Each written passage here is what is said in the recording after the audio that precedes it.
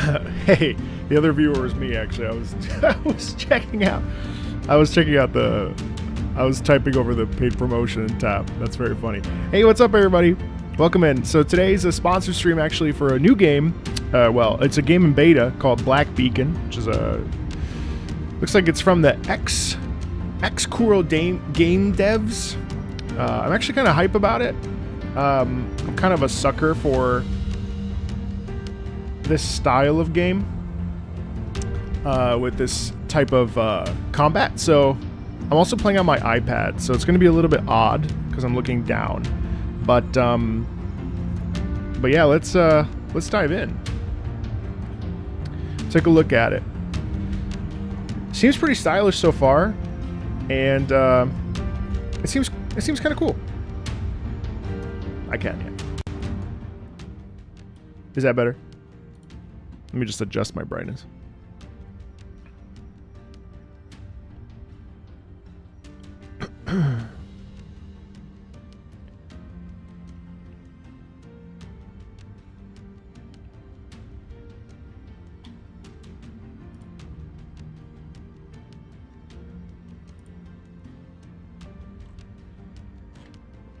Hold on one second. Just have to make sure that...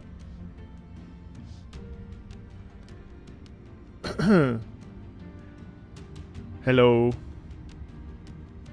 Let me just make sure that YouTube is working.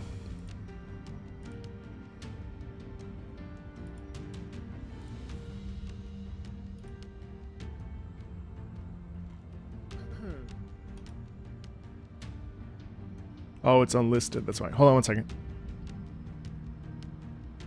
Hello. Welcome in. How you guys doing? Thanks for hanging out. I don't often get to do sponsor streams, so I'm always kind of excited when I get to, especially for something I'm actually looking forward to doing. I'm really looking forward to playing this game when it comes out, so combat seems pretty interesting. So I'm actually excited about it. Hey YouTube, how you doing? Welcome into the Black Beacon's beta test. Really looking forward to this.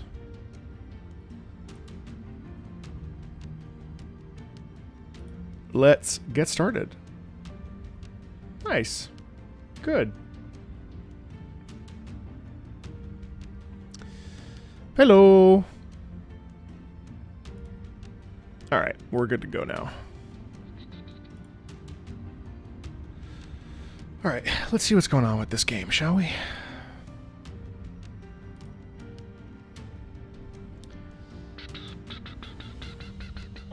I'm curious. You never know what you're going to get, so...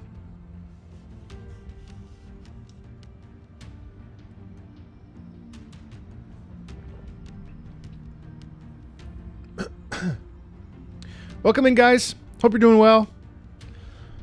We're trying out Black Beacon today. It's in its beta right now. Seems interesting. Not sure what to expect. No, I haven't. Inserts greeting noises. Come, we will erect a tower. So there's something to do with the Tower of Babel, and there's a lot of In its wall, we will store knowledge. folklore elements to this. Make the same mistakes. Its peak. Yes, Lynn. Yeah, it is. So we are not scattered and divided. Come, we will seek the finest resources of all corners and work together to build this grand tower. Come, we will make this miracle grow through time. Is this the actual Tower of Babel? That's what I want to know. Dynasties rise and the thrones fall. Only the tower stood witness eternity to all. It looks like it, yeah.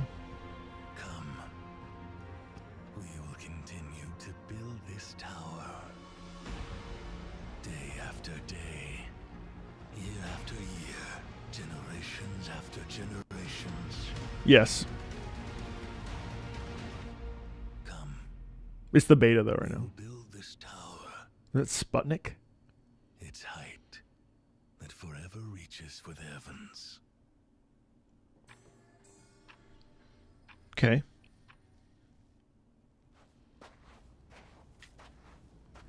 Let's see who we have here. How intriguing. The voiceover is good. An outsider who once basked in the sunlight, but chose to descend into the depths of the caves. Thanks, Senpai. Allow me to ask, Hey, Hal.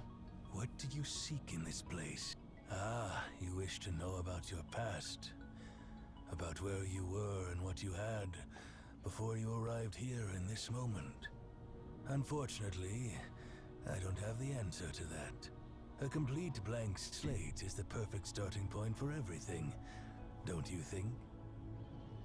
Who am I? Yeah, it seems like alternate history. Seems kind of interesting. My name is Cosmos. I oversee a place. See that tower? Standing tall like a beacon to the heaven. Yeah, I've been curious about this too. Inside that tower lies a library that holds all the answers in the world. There you might find what you seek. Yeah, if the Tower of Babel had never been, You can see it. had never stopped being built. You have beautiful eyes. Trust your eyes. And know that what you're seeing is not a mirage. Okay. No, the tower is yours. Why? Take this pendant. It's the key to the library. No, not unfortunately. Keep it safe. I didn't apply. Proceed in the direction of the tower. Good graphics. Your journey has just begun, while mine is coming to an end. Farewell, Outlander. What does unregistered mean? Why is that? Person basking in the sunlight.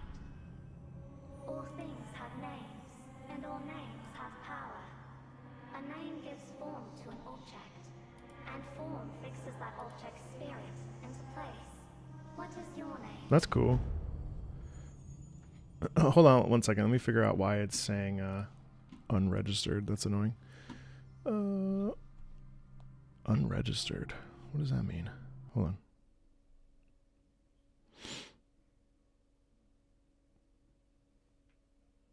What does that mean?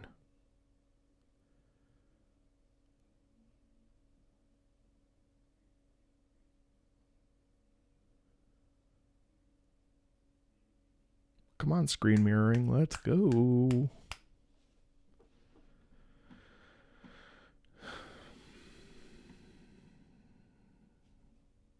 Well, how are you? As I try to fix this. I don't know what's going on here. Let me restart the screen mirroring. I don't know why it started saying unregistered. I don't know what that means. Let me cancel this out. Unable to connect. That's fine. Start this. No, I wish I did. They haven't bitten, unfortunately. You'd think that they would have, but there hasn't been an interest. Hello. Okay, here we go. We're back. I don't know why it said unregistered. I didn't know what that meant. I don't know what that meant. Let's see. My name will be Marius. Hello. Oh. From which angle would you like to view the cave? What's free view? Oh, that's interesting. So you can switch. You can choose what. I think I'll do top down.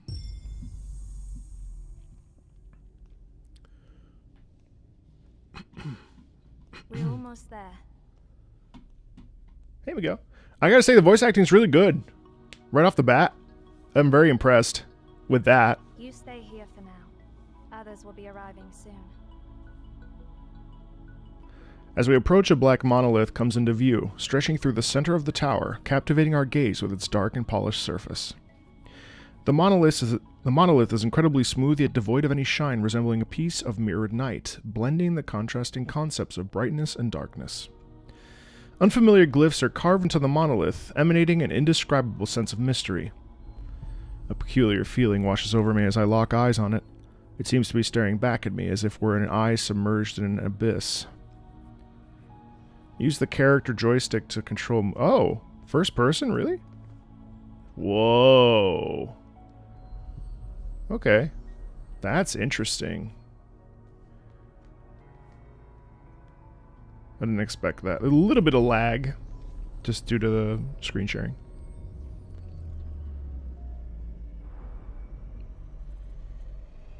Why are you bringing an outsider here, Zero? We haven't received any visit requests from our allies lately. If it's some lost traveler, just erase their memory and send them back to the nearest town. Okay. Those clothes don't belong to the people Thanks, of Chaco. Obed. How did someone like that end up here by accident? 21 months, insane. Nana, Nana. this person is holding the director's keepsake. Her calm statement makes the entire space go eerily quiet. The woman who was looking at me with warmth and kindness suddenly shoots me a sharp look. Nana walks up to me, her tone softening a bit. I'm Nana. What's your name? This outfit is very practical. I tell her my name honestly. Where did you get this? It goes until the 17th, so one more day. I tell Nana about my conversation with Cosmos. I like the music. Cosmos gave you the Library of Babel, you say? At that moment, the black monolith in the center of the tower undergoes a subtle change. It is as if the eye hidden in the abyss just blinked. I look around to realize that nobody else seems to notice anything unusual. I am the only one who senses that some kind of change is creeping in.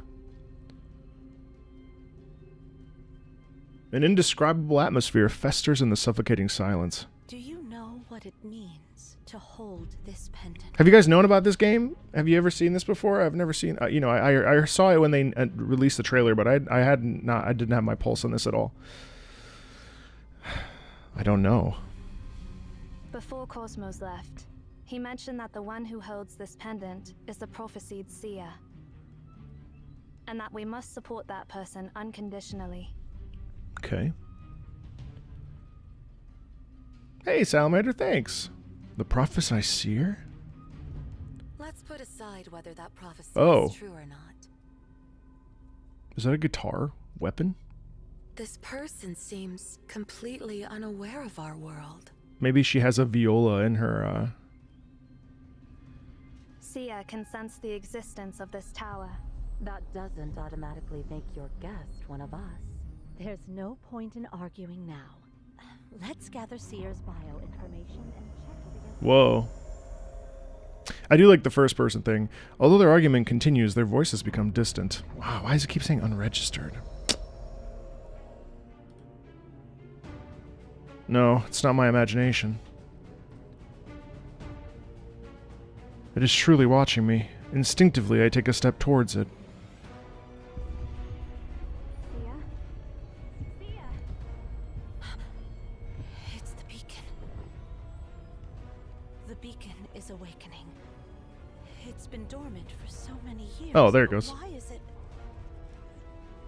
I don't know what that unregistered means, but it seems like it goes away after a while. Library of Babel is opening.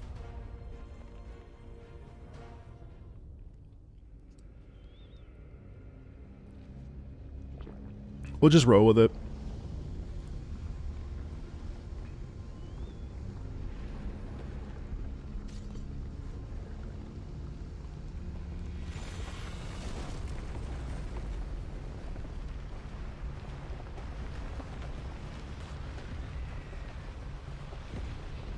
First person thing is cool. Viola has a phoenix? That's not Viola, that must be the other one.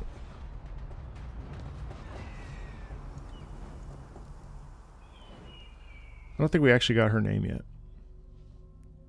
This game is called Black Beacon.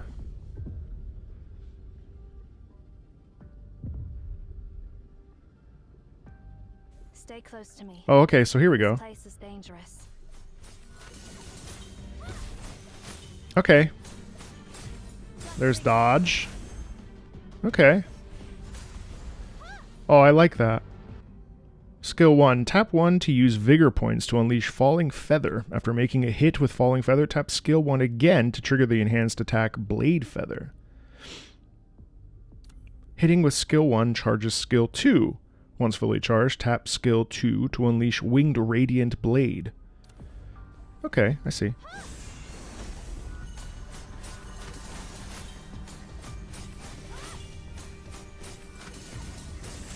Okay, so not totally... Doesn't feel completely mindless, which is nice. And that, okay, so when you do skill 1, you can also do skill 2. I see.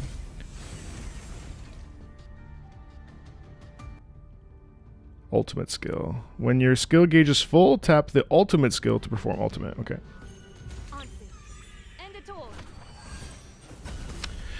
That's nice. So this is like kind of the modern evolution of the sort of action RP, the action art. Like I don't really know what the genre of this is. Hi, Natsu. The bird hovering above suddenly swoops down towards me, its sharp beak aiming straight for my forehead. Instinctively, I close my eyes, but instead of pain, I feel a gentle brush of feathers against my cheek, followed by a muffled sound behind me. Yeah, I'm capturing through my iPad. When the bird strikes them, the humanoid creatures, trying to attack me from behind, vanish into particles of light. I watch in shock as the bird hovers briefly before flying back to zero. Come here, On. With its golden wings retracting, the bird shrinks to the size of a palm-sized finch. It lands delicately on Zero's fingertips, tilting its head as if it observes me. Yeah, hack and slash. I don't mind the black and white aesthetic too, and the gray hair. I mean, that's like my favorite kind of anime look. Too many strange things have happened in such a short time. I'm starting to get used to seeing phenomena that blatantly defy the laws of nature. What are those things? Indeed. You knew nothing about this place before you arrived. So far, translation's good. Am I supposed to know everything here? I can't provide any further information. Voiceover is good. Your identity. Relax. I'll ensure your safety until the beacon is deactivated. As long as you stay within my sight. I need to find my other comrades. Stay close to me. It's dangerous here. I like the voice acting a lot. So far, the presentation's really good too. It does have a bit of a near... Music seems alright. Nothing stands out per se, but, you know, it certainly fits the atmosphere, so... So this is Viola. Okay, and there's Zero. This guy I don't know. Shamash. Shamash. There are Nana and the others. Nana reminds me of nonna, which means grandmother in Italian, which is funny. He peers into the bottomless abyss. Following his gaze, Zero lets out a soft sigh. The bird perched on her shoulder also turns its head towards the abyss. It's just going to say unregistered every once in a while. In-game audio is too low. Alright, let me adjust it slightly. Alright, it should be good now. Split the difference. Shamash walks straight towards me. Stand back. His voice, muffled beneath the layers of bandages, conveys an undeniable authority. Don't move. Before I can even comprehend what he's saying, my body instinctively takes a step back. Then a multitude of humanoid creatures emerges from the darkness behind him and charges towards us. Judgment begins. Tap the character portrait to switch characters. Switching near enemies triggers an entrance attack. Oh, intro, outro.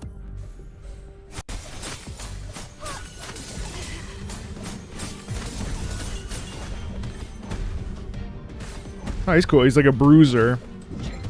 Oh, okay. Okay. Attack enemies to build up the combo charge shown in the ripple progress bar. After the combo charge is complete, tap burst or character portrait to enter combo burst mode. During combo burst, the active character's skills do not consume energy. After the tap the burst character portrait to enter into combo burst mode. During combo burst, combo charge ability has 2 stages. Activating the second stage extends the duration of combo burst.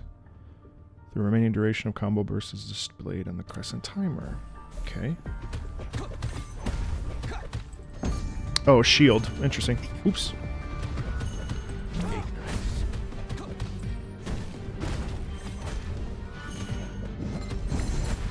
Okay. Almost time to... Oh, switching characters triggers a combo burst. Tap the burst button to activate the combo burst. Okay. I like her attack, actually.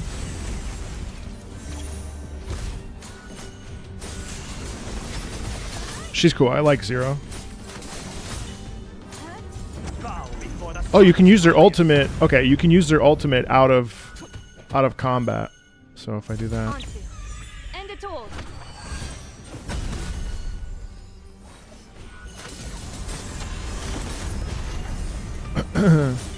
Alright, so now you get an attack burst.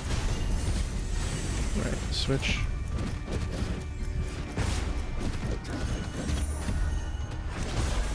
Oops, shouldn't have used that yet. Oh? Whoa! That looks cool. Okay, candles for hands.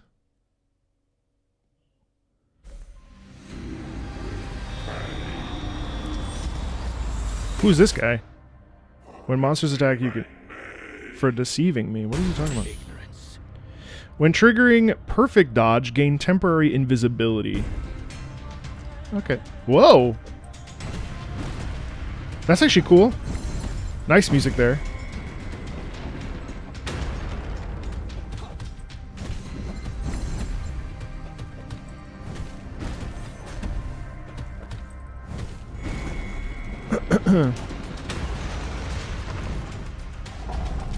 What? What is this?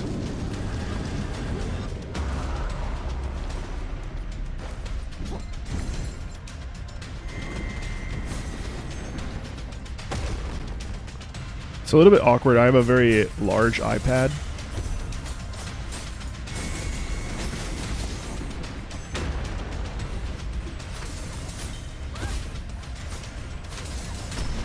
Okay.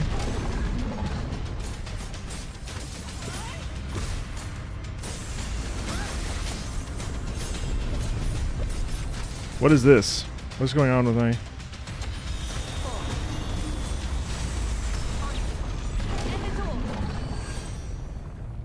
Oh, okay. See ya.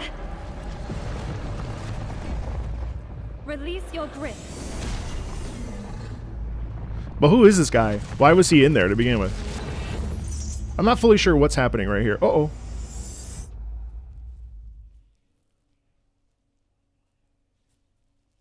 Okay.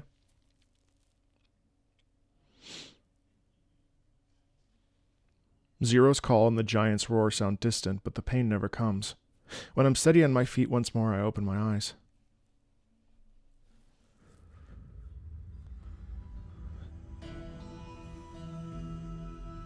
Script is good so far. Translation's good. Interesting country music, kind of. Country,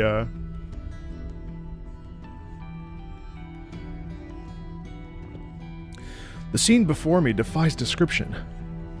It is like reality sliced, rearranged and organized into an otherworldly amalgamation of moments and eternity.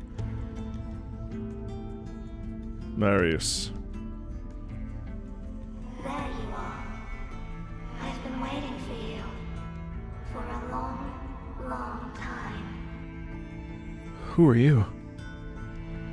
I am. The silhouette utters a name, but somehow it barely registers in my mind. This is the borderland the library has created for you, your sanctuary, and your connection to everything. You can come back to this place whenever you want, and through it, you can reach anywhere you desire. However, when you return to your story, you'll forget everything that happened here. Hold my hand. Despite having countless questions, my throat feels tight and I can't speak. I place my hands on theirs as instructed.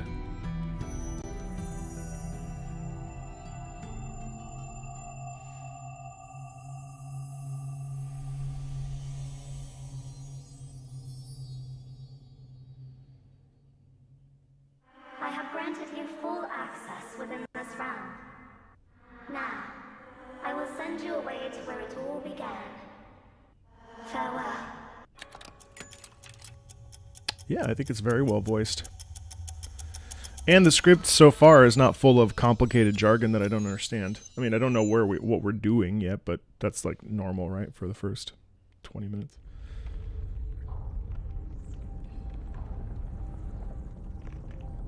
Huh? Why am I standing here? My last memory is being grabbed by the giant and thrown out. What happened next? My mind has gone blank, as if someone edited my memories. The in-between moments are lost to me. In addition, the world before me is collapsing, not allowing me to dwell in my thoughts. The steel fortress formed by servers is withering. Shattered iron walls are scattered in the air like they were crushed by an almighty arm. There was no one around before, but when I blink, a slender figure appears out of nowhere, not far away. Long scarlet hair flutters in the air. In this ruined realm, the figure stands silently like a statue. Noticing my stare, the girl slowly turns her gaze to me. Okay, there was a little bit of a... So they are going to work on a PC client? That would make a big difference, I'd say.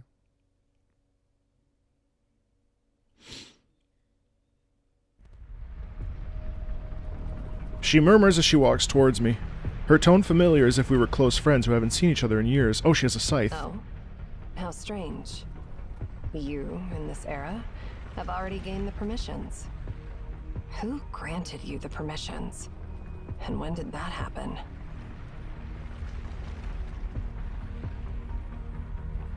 Do we know each other? I know you, but you don't know me. At least not now. As much as I'd like to catch up, the current situation doesn't allow it. Oh, okay, I'm down with Scythe Person. Attacking monsters builds up anomaly points. Once the meter is full, monsters enter an anomaly state with each element triggering different effects. Listen up and remember every word I'm about to Whoa. say. You're still inside the anomaly. You've arrived in a sector 24 hours ahead of your timeline. What you're seeing now is the future that's bound to happen. So we're time travelers. Which is why we were in the Tower of Babel. But that Tower of Babel seemed like it was in the future anyway, so... Then let's be a bit more serious. She's cool. Well, when an enemy executes a killing move indicated by a yellow flash, it can be interrupted at the last moment with any skill or heavy strike. Oh, this is straight out of Dynasty Warriors Origin. That's funny. Hold the basic attack to unleash a heavy strike and interrupt the enemy's attack. You have the permissions to access the Library of Babel. You are the seer. Don't doubt yourself. You will become the director of MAON, and you must do it. MAON?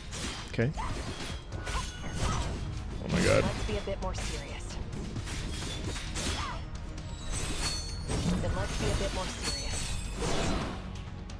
So you have to use heavy as it does... Okay.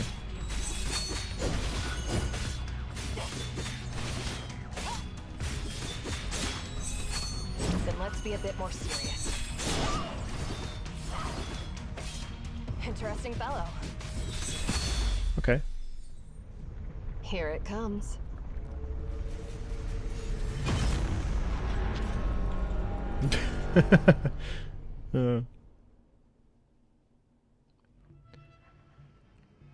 Slowly, a golden sphere rises from the distant wreckage.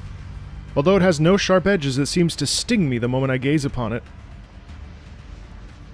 No one knows what force propels its smooth movement. The sphere levitates in the air like the sun hanging high in the sky, encircled by a golden ring that resembles the corona of a star.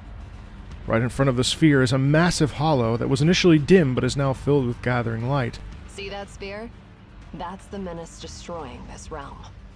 Okay. Soon, it will obliterate this place completely.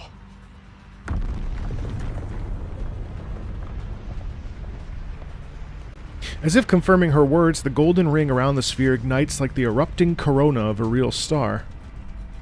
An overwhelming heat permeates the air. Yet the young woman remains calm despite the imminent crisis, her tone unwavering. But we still have a chance.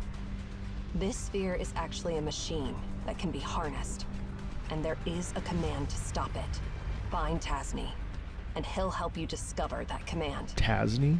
Go find that command and reshape the doomed future. That's why you've come to this place. You're the only one who can save everyone. What's going on here? I understand that you're confused. You don't need to understand my words. Just remember them. Then, relay my exact words to my past self, who knows nothing about any of this. What? Okay. The sphere continues to ascend. Any debris or wreckage it touches dissolves silently into its radiance.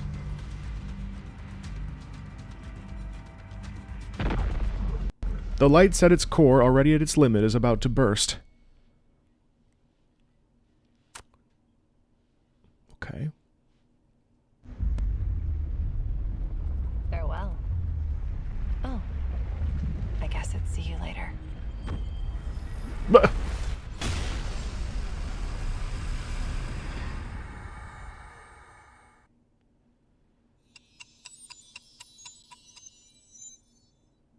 Okay, so we're going backwards. So we have to find her, but earlier. When you fall in a dream, you wake up in reality. My eyes shoot open as I gasp for air. Everything in my vision is still blurry. Calm down. Take a deep breath.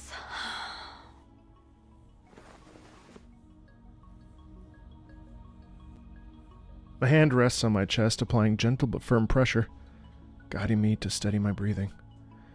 Finally, my vision clears.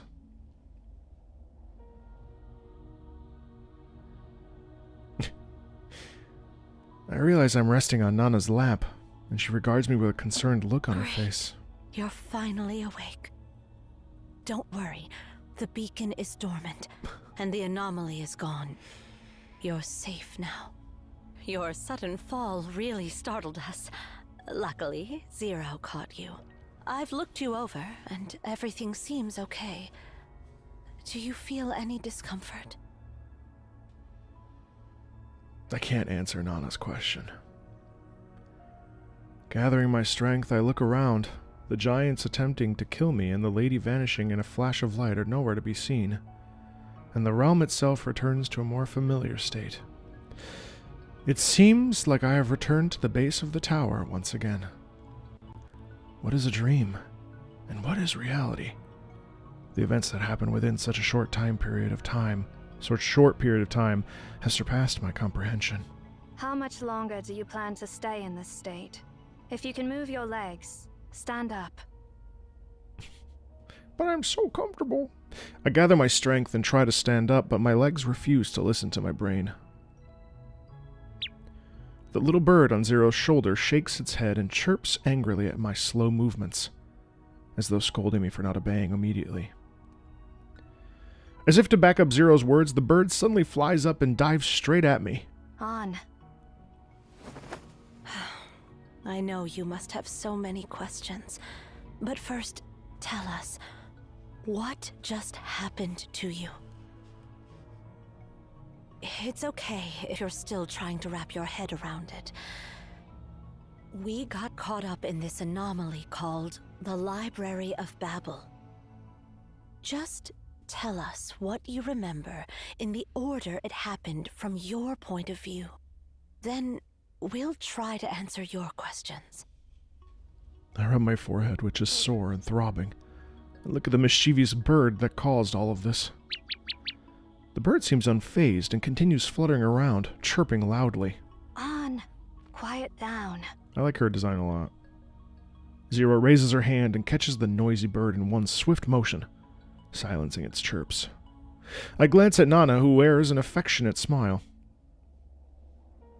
I tell them everything I experienced after being thrown by the giant. There's no pulls in this beta. The words that spill out of my mouth are nothing short of extraordinary. If I hadn't experienced it myself, I wouldn't have believed it. to my surprise, nobody shows any hint of suspicion. On the contrary, as I recount my memories, the tension in the room seems to mount. So you and Zero were attacked by an unknown giant within the anomaly, and you were thrown to a distant sector where you met Erishon from the future. That explains how you ended up falling down from the top of the tower. Any clue about this, Zero? No, but it doesn't matter now. I eliminated that giant, and it won't pose any further threat to us. But we haven't figured out its true nature. That leaves me worried. As I watch them become engrossed in their discussion, I can't help but feel amazed. Do you actually believe what I'm saying? Oh, of course we believe you. After all, meeting your future self in this Library of Babel is not something impossible. Plus, we can easily verify if what you said is true. As those words leave her lips, another woman appears. Hey, I brought back what Cosmos asked me to get from the Philistine Sea. Can someone give me a hand with it? So this will be Erishon. I mean, seriously. Why do I have to salvage a chunk of copper sphere from the seabed? It's really weighing me down. Huh? Who do we have here? Huh? Oh. Oh. Did I come at a bad time? Why are you all looking at me like that? Okay, there's some delay there.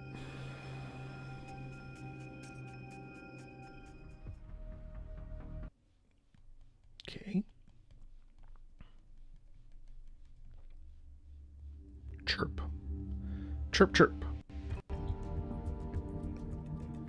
Chirp, chirp. A familiar-looking bird pops out. Hey, it's me. Both Zero and I are here. Looks like you invited us all somewhere unexpected. Huh? Why can't I speak human language, you ask? It's only natural for a cute bird like me to speak human language, don't you think? Okay. Unfortunately, I can't actually do that. But hey, even if I am unable to speak, you understand what I'm trying to say. Right? Words don't have to be spoken to be understood. You're hearing my words in your mind. Awesome. Now this cute bird's got some instructions for you. Just follow along. As head librarian, you still have many things you must do. Apparently, go back to the point in time where you should be. This isn't exactly where everything got started, but it certainly is the most suitable starting point for you at the moment. Alright, we got ourselves black hole currency. Zero seems to have chosen you, and since that's the case, you should just let her accompany you. That child has never before taken a liking to anyone like this. Okay. Zero. Change character. I rarely engage in joint operations with others. Shamash. Execute. Okay. I'm on board. I don't know why there's a huge clock. From the future. What you just experienced is called an anomaly. The anomaly originates from that black monolith. We call them beacon. Okay. There are numerous beacons and anomalies in the world. That monolith is just one of them.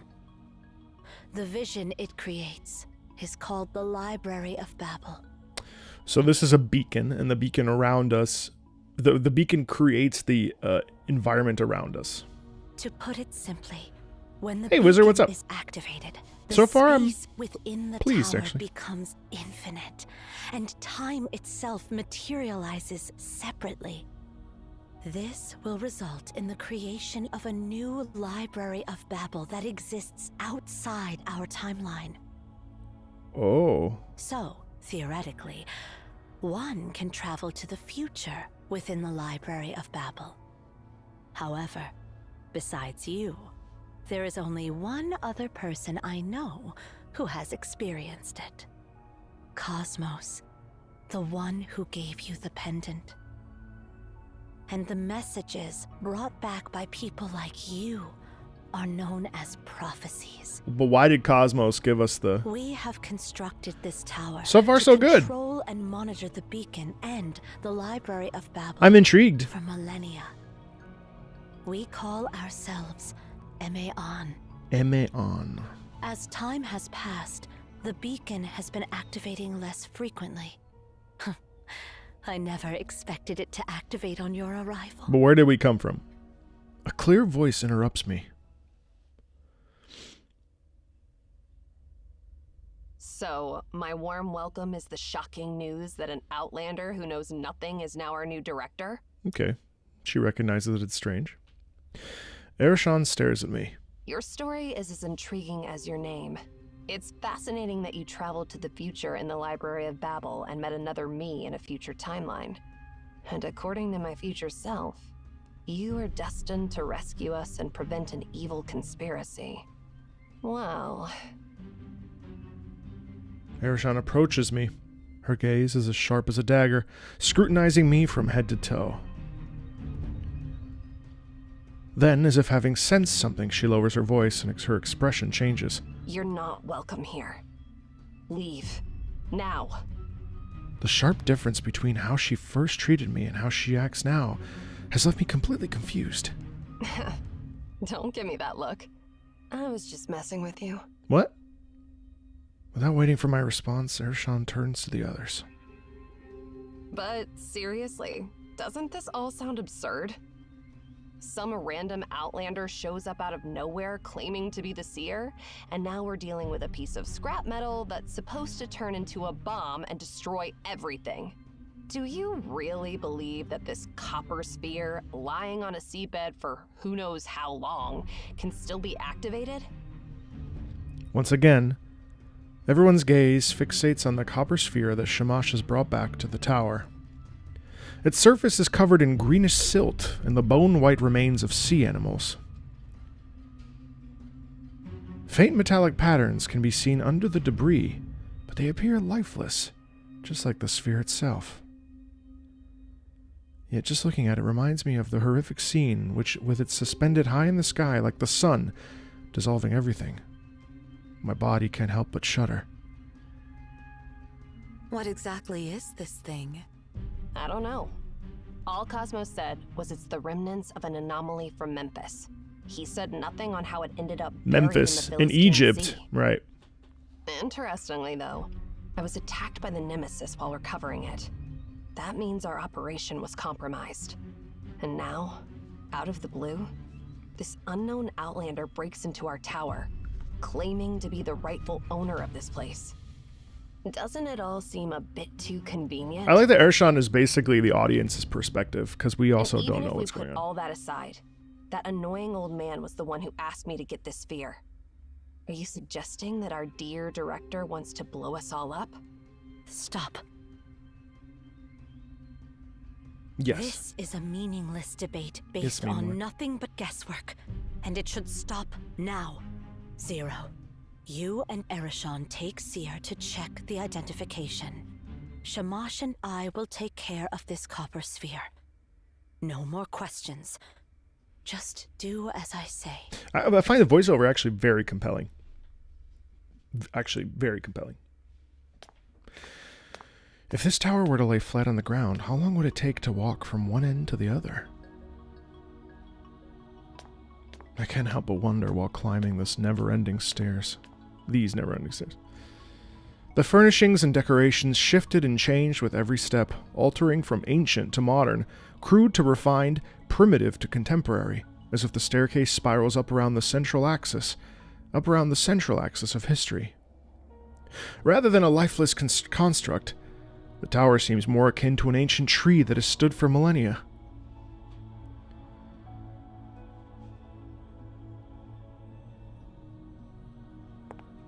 Zero walks ahead of me. Her steps are smooth and steady. The 8-petaled golden flower hairpin at her ear shimmers. Yep, just started.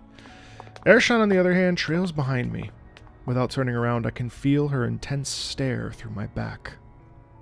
Trapped between an icy front and scorching behind, I feel the need to break the silence and end this suffocating silence. Where are we heading? The top of the tower. I need to collect your biometric data and cross-reference it with the World Population Database to verify your identity. What exactly is this place? Zero stops and looks back at me. Have you ever heard the legend of the tower that reached the heavens? Well, that's cool. We're going to talk about the Tower of Babel. I would be lying if I said no. Humanity united to build a tower in order to reach the gods' domain. The gods, to thwart their ambition, punished humanity by forcing them to speak different tongues. Unable to understand one another, the humans scattered, and the tower eventually collapsed. It seems like every civilization has similar tales to explain why there is such a huge divide between peoples. It is a legend, and it is not. To be precise, it became just a legend one day. 57 years ago, Cyril launched its first satellite into space. That was the moment when mankind saw the whole world with their own eyes. The concept of heaven was shattered, and the tower built to reach it naturally lost its purpose. Oh, interesting. At that moment, it was reduced from reality to legend. Huh. If you were an ordinary person... Yeah, because you would think that not the be gods able live to above see the this clouds. tower.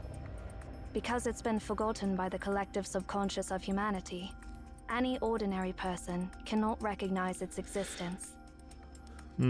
Which means you must be one of us. I might as well be the official narrator. What are you even talking about? It's too early to tell, Meme Lord. It's too early to tell. So far, I'm intrigued, though. Ershan suddenly creeps up behind me and whispers softly into my ear. Haven't you realized it yet? You are now part of the legend. Welcome to the other end of the world. I'm not connecting all the dots per se, but so far, Seer. I at least make sense of the story. Although her voice is so near, it feels like it's coming from the depths of the abyss. All of a sudden, an intense chill climbs my spine up to my skull. My eyes widen at the familiar sensation. Down at the bottom of the depths, the black monolith at the center once again radiates a golden light. As soon as the ground under my feet begins to tremble, Ershan reacts.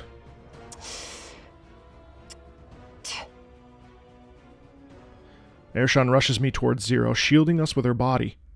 And the next moment, a huge force sweeps across the sky like a hurricane, sweeping away all order.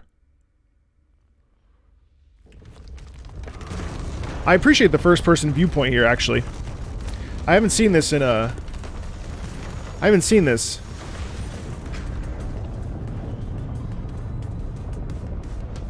Sorry for the... It'll go away in a second. Okay.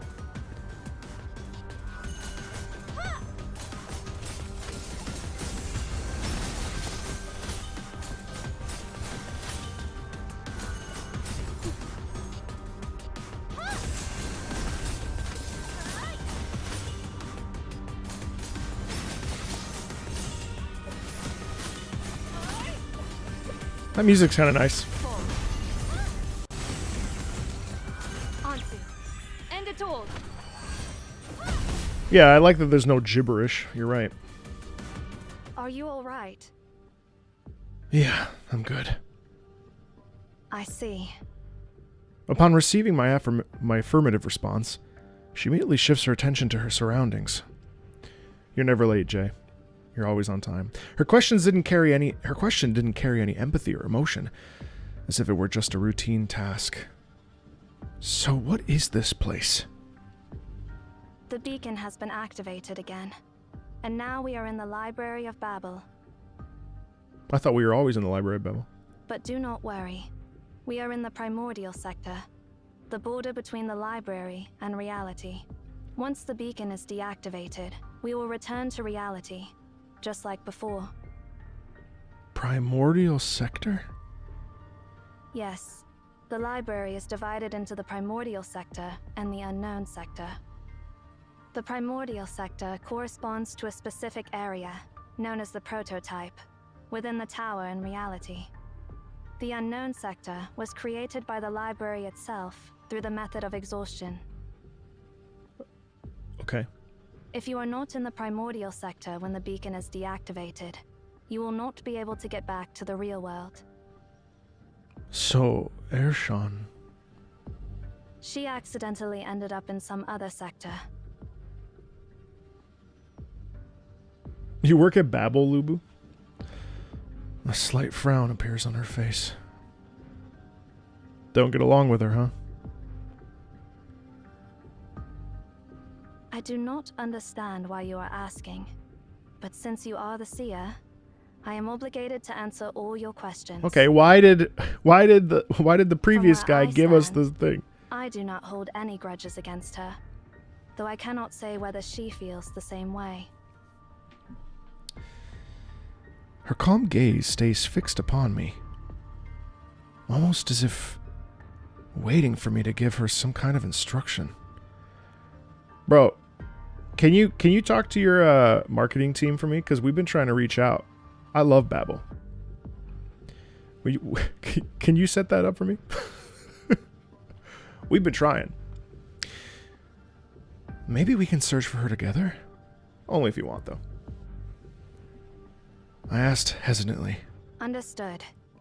Please stay by my side. I will protect you. Go scout the area ahead on. I didn't realize it was a Berlin company. The bird perched on her shoulder lets out a sharp chirp before spreading its wings and flying off. Is that your pet? Its name is Ansu. Ansu. But it is better not to call it that unless urgent. All beings have names, and names hold power. Calling something by its true name reveals its true nature. Although her answer does not exactly address my question, I have somehow gotten used to her way of talking. Alright. Hi, we're playing Black Beacon, which is currently in beta. It's a really interesting game. Fun combat so far. Classic action. I think I just heard a noise from that bookshelf. Hack and slash dodging. Something seems off about that bookshelf over there. The way these books are arranged seems to be hinting at something. The arrangement. Is it some kind of binary code? I do not think so. I cannot decipher any valid information. Interstellar moment. Anzu, also known as Zu Anzu, was a demonic tempest bird in Mesopotamian mythology. In his most famous mythical role, Anzu steals the tablets of destinies from Enlil, the Lord of the Wind. That bird is sus. When you put it like that. Is it Morse code, perhaps? Yes. Do you know what it means? It means, do not trust her. Uh-oh. Who are we not supposed to trust? I do not know. Ershan or Anzu? Looks like someone tried to send us a message through these bookshelves. It's like some interstellar stuff. It's the future. Do you have any thoughts? Whoever sent this didn't have enough time to explain the details. You are right. We should let Erishan know about this. She is more attuned to such things than I am. You can't wait for this game to come out? Some insight. It seems fun. The library is filled with unknowns. A bit of exploration might yield unexpected rewards. If you get lost, you can check the golden directional marker at the character's feet. Tap the quest column to enable navigation. Okay, so that'll tell you where to go. Well, that's cool. So I want to see. Oh, so there's a move list. Okay, cool. So you can see.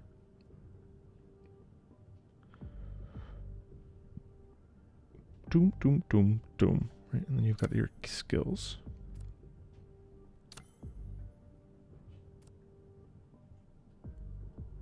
Okay. I want to see what the free camera looks like, because the top down is cool. It's like this is a cool wrinkle in the. I don't think I've seen a game with this style of combat be top down.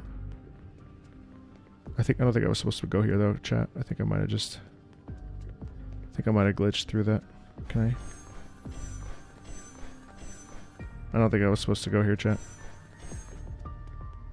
I think I glitched. I most certainly was not supposed to be able to sneak through here. That is most certainly glitched. Well, it is a beta after all, isn't it?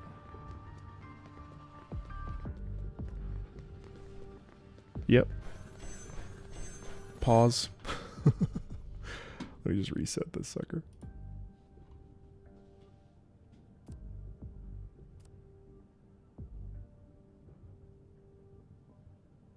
Boop. 1 second.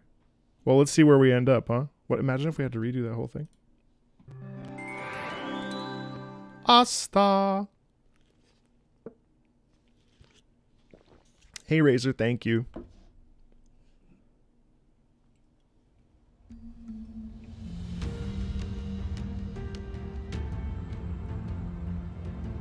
I like this starting screen. Oh, that's actually good because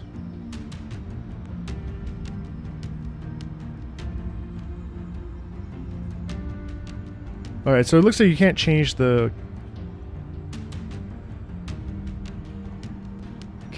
view. This is my iPad.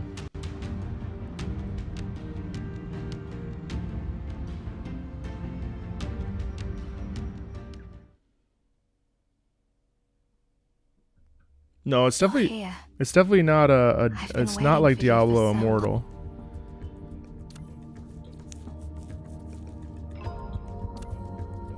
It's not an ARPG.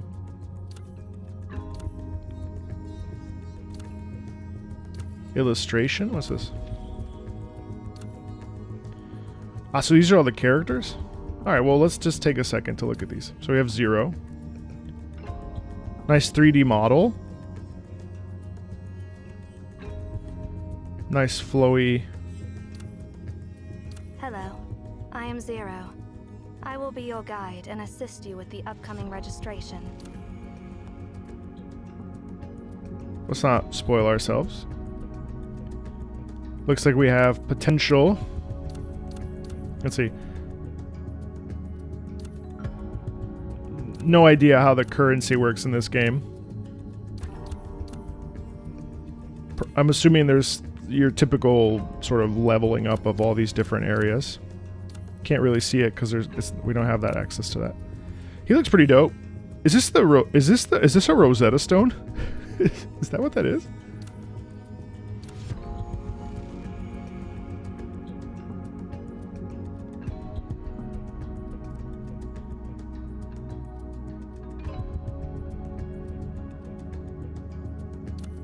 Hey, Zav. Airshon is cool with this scythe, though, I have to say. She's 39? Oh, no, that was when she was born.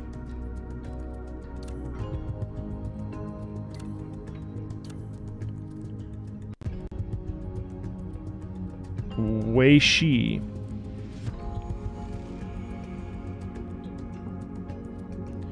Just one, to be honest. Florence. Oh, shit. She looks amazing. That is a cool design. Is that a... It is. It's, it looks like it's, that's terrific. I really like that design. This is, what's it called? I forget. The Zweihänder, yeah. Whoa, black and purple? That looks amazing.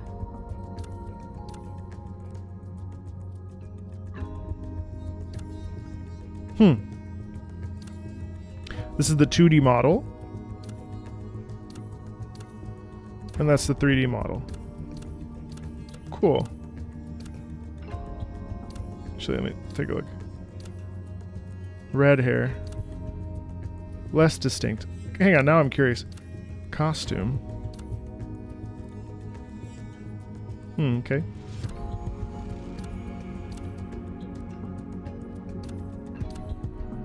Okay, so we just have colors. Logos. Looks like a harp. Oh yeah. Look at that. That's cool. Logos, that's Greek. Viola is holding a wait, is her weapon a viola? You can't be serious. Yeah, it is. Her weapon is a string. Oh my god, that's crazy. That's cool.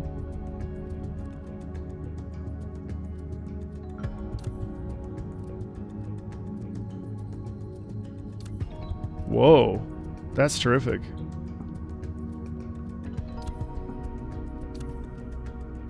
Nana?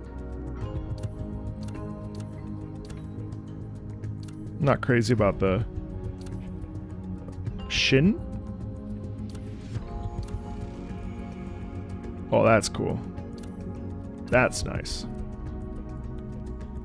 Fucking pole arm. Asti? Wow. Is that an umbrella? Oh my god. Yeah, I like this costume too. Is this a... I actually like this. Most of these have really great fits. Is that a prosthetic? Oh my god, yeah, it looks like a... That looks like a prosthetic.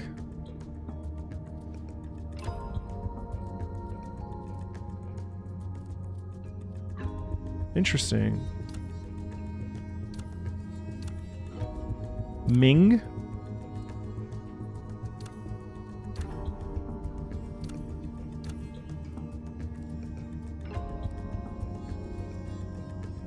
That's an interesting weapon. What is this? Do we know what weapon that is, chat?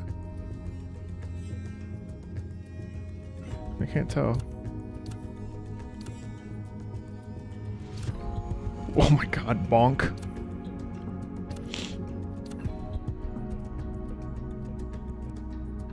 Let me see if we can look at the back of her leg, because I'm curious about the prosthetic.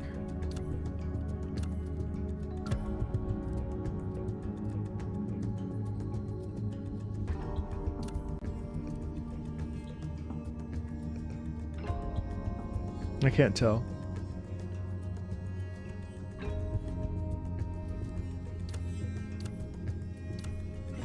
Enki.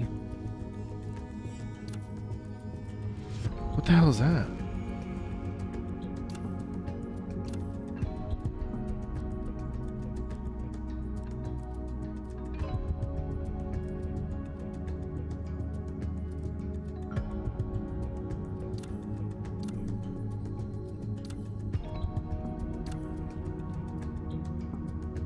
What? A suitcase?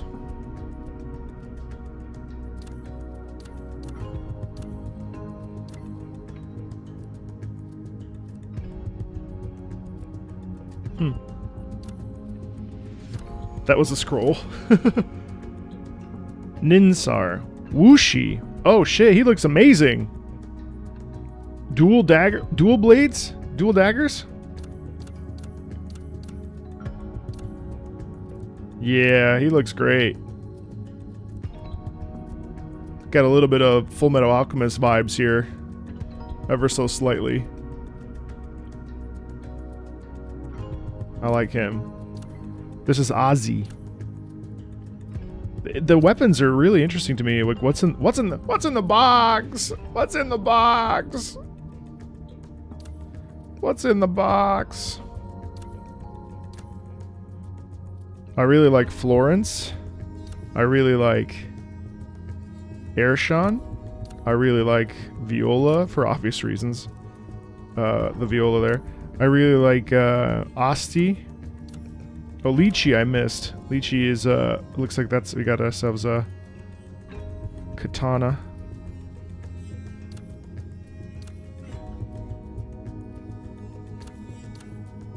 Missiles. So you get yourself a story recap. So we go up to chapter 5, I believe, yeah. Side stories. Enemy intel. We have ourselves a little bestiary. Oh, there's even data on these characters? This cat at presence wandering into the library has erased all features that might prove its origin. No matter how grand its pursuit is, it still cannot escape the erosion of time. It once sought something, but now it is forgotten. Alright. Whoa. Chaotic labor data says. This is just data. Data turned into human form. Yeah, I want to know what this dude was.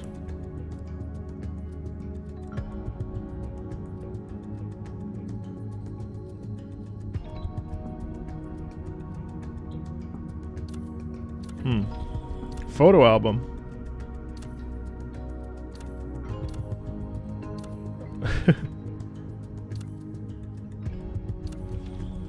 Dictionary. Oh wow, dictionary.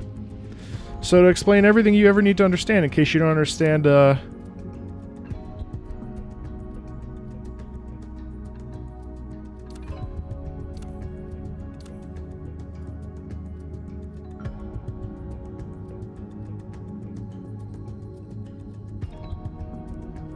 worldview. That's cool. So if you wanted to dive into lore, you could within this. Okay.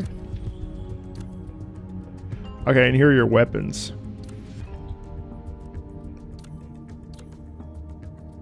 Engraved rock, sunlit feather.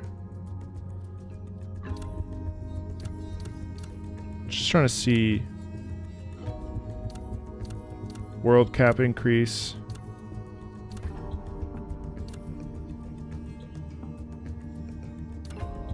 Look at this, purple iris. All-purpose case. So it is just a case. Fertile crescent. Glimpse in the box. The viola, yeah.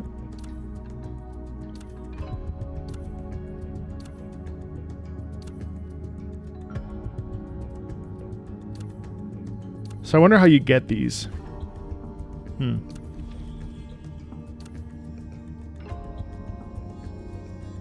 Decoration. Oh, so you can customize picture frames. Okay. What else do we have?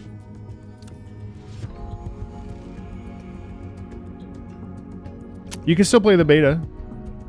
There's links in the description, by the way. Oh, costume album. Alright, so Primal series. Oh, these are original costumes. And then these are the Radiant versions. Alright, so they're gonna have different... What's merging? Looks like... Yeah, okay, some sort of synthesis.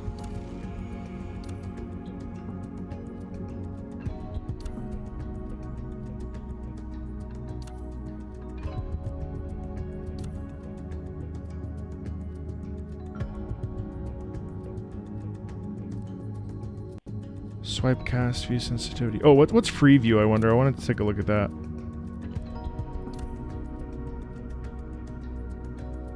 Let's see. Let me see what free view is. I may not like it, but let's just see what it is.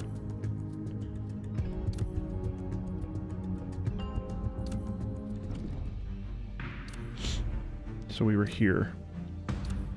Where does this start me, I wonder?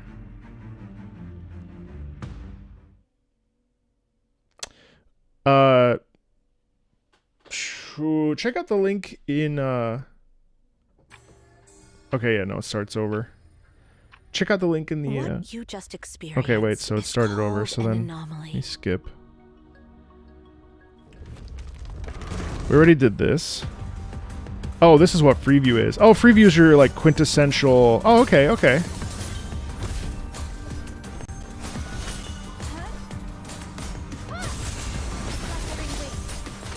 Which do you like better?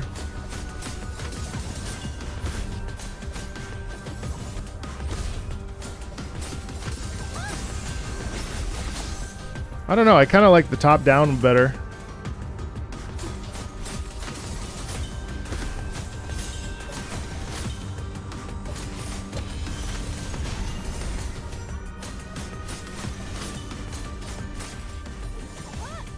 Are you alright? Alright, we did this. We did this. Hmm? Yeah, I think I like top-down too, but now I'm stuck with this, unfortunately. Did this. We did Looks like this. someone tried. Explore the library. Okay. Can I switch it within the menu? No, I probably have to back out again, so I'm not going to. I'll do that later. Okay. This is what happens to the lost ones. No need to feel sorry for them. They're merely byproducts that the library has not fully digested. So you get a boost of attack at one point. Yeah, I'm not crazy about the free view. Top down is way more interesting to me.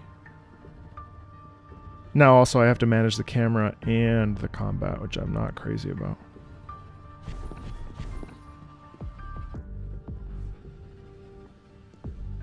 What sorts of items? Fire of Hefe.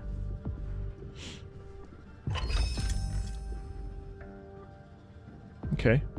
Mats.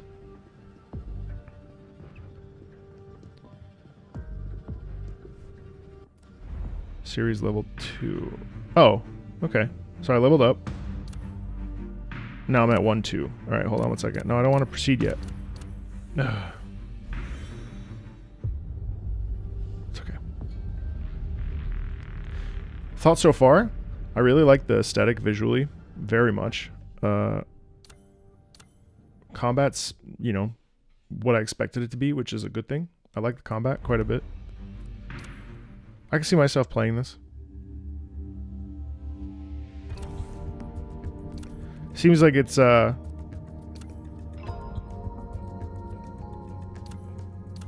seems like it has a lot of like love put into it.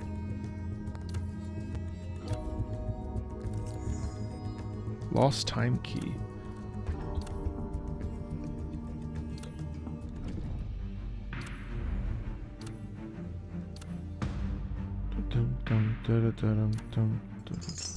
Anyone can find their own life. Although I'm not quite sure whether this saying is equally applicable to Zero. But before guiding her, you should at first take a look at her materials in the library. Alright, so this is your... Let's see. There's much time. Let's skip the part where we select things carefully and instead just the stuff, the guidance-related content. Okay. So we'll grab that. We'll upgrade her. I will record these experiences. So you level up based on character level. The upgrade. If the paper cutter isn't sharp enough, you may not even be able to cut. Okay. Improving weapons power is also part of improving Zero's ability. We'll upload that. Fix this. Level 4.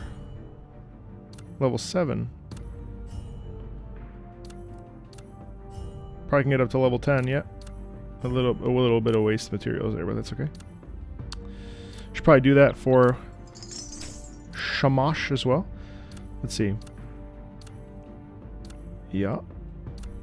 Strength is the backing of the law. So it's up to level 10. Quick. Strength is the backing of the law. Okay. And then weapons. How expensive is this even? Well, it's probably gets expensive later. Let's see. Let's develop her level. Upgrade. Quick add. I will record these experiences. Okay, so I need to play some more. Alright, let's go back to chapter 2. Or Chapter 1, Stage 2. I wonder how long these get.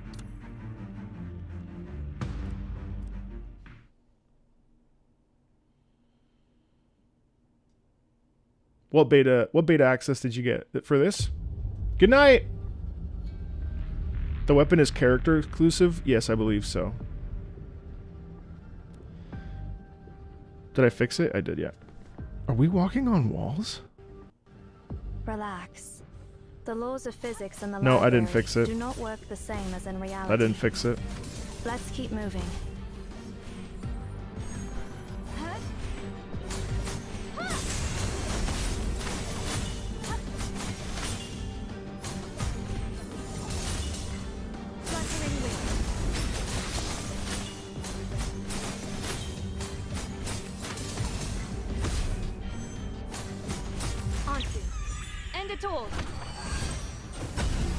I like the sharp, the gold color a lot.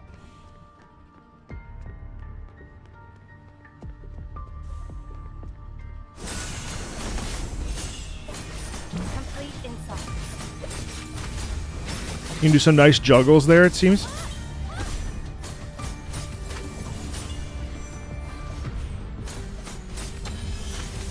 Yeah, that's nice.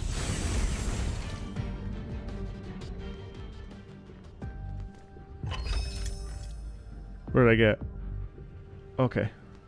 Some level up stuff. Weapon? Or was it?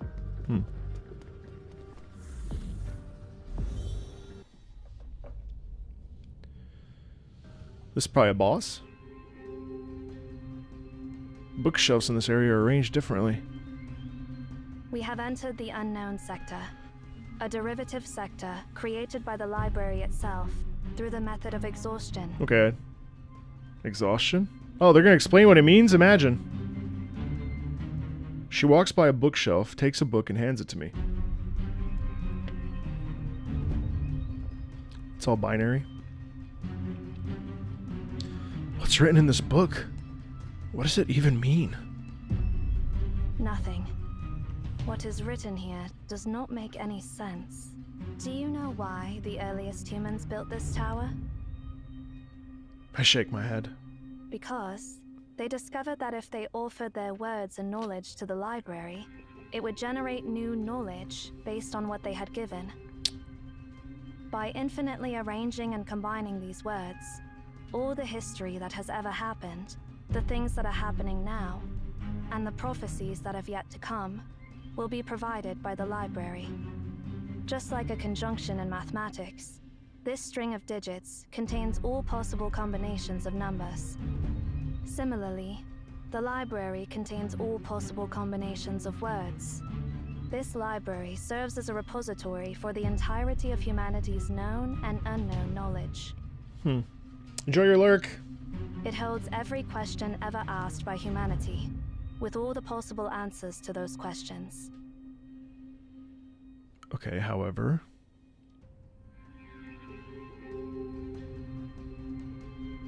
that line is not voiced yet. But it's all useless. The purpose of information lies in its retrieval, not creation. Simply compiling everything is the same as having nothing. If this information cannot be accessed, it is as good as nothing. Here, you will find everything, but nothing you seek. You will be lost in an endless sea of information.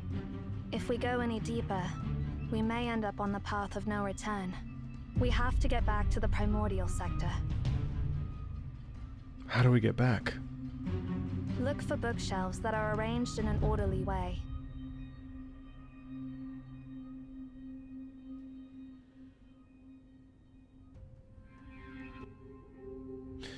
In any room when not in combat, use pinch to zoom to adjust the camera view. Pinch to zoom in free view. Pinch to zoom out. Oh, pinch to zoom out and switch. Oh! Oh! Remember, follow the passage with the most orderly arranged bookshelves, and you will find a way out. Wow, okay, so it takes care of itself. Oh, that's nice. I actually like that a lot.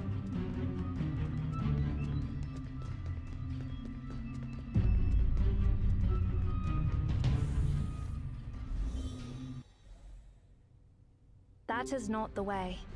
Choose your path carefully.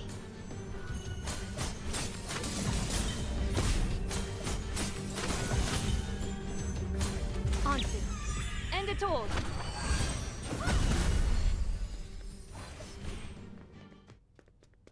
So you can easily switch between views in order to get a better perspective. Huh. So you can see what's coming down the bend. Yeah, okay.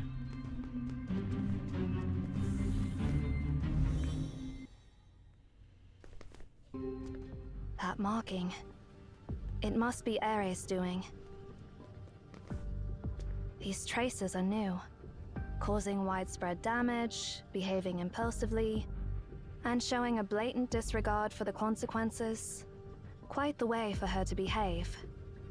If we continue to follow these traces, we will find her in no time, barring any unforeseen circumstances. Okay.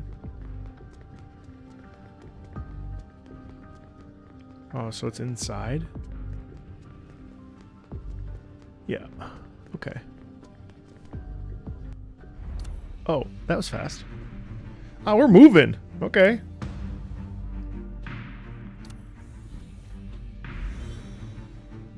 Current progress has been saved.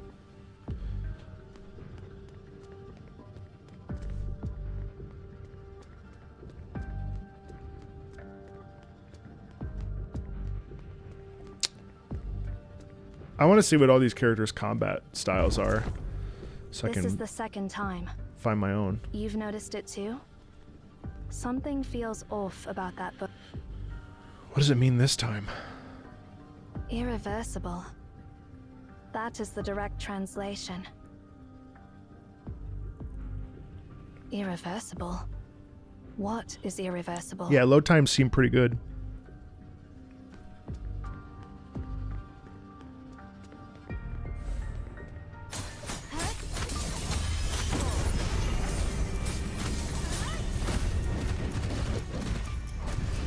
I like that he's a bruiser. Repulsive sphere will push the character away. Oh, okay. Oh. Head librarian permission required.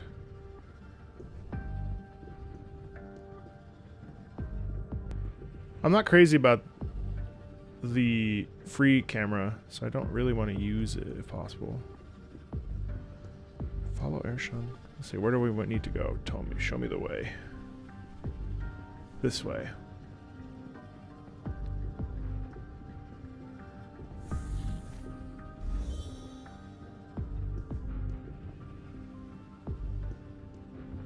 Let me use Shamash here a little bit.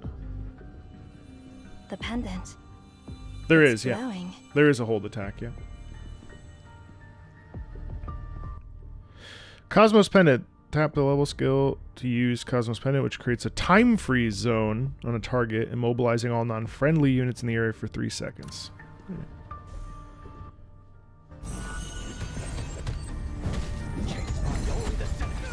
Right there's the...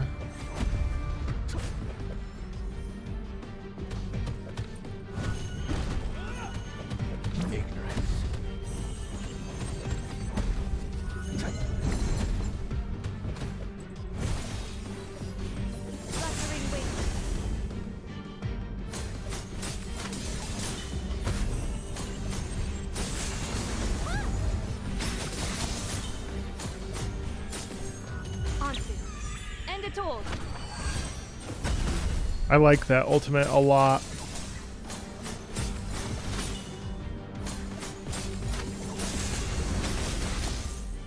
Okay, so we got the pendant.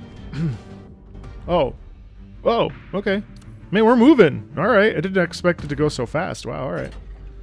That's kind of nice. Seems you have the ability to freeze the flow of time in a small area within the library.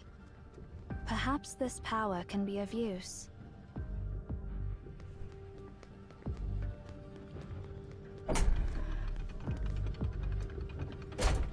I like that the visuals are simple, but they seem like pretty refined. This is the third time.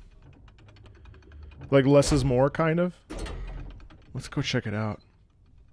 Sure. Well, doom is fated. That is what it said.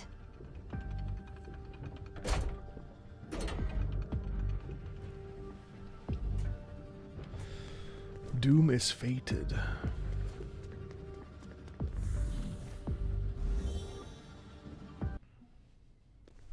Okay. There she is. Alright, the music changes. That's nice. Are you in such a rush to seek my shelter? No, not me. It is the seer who wants to meet you. And I am merely following orders given by seer. Huh?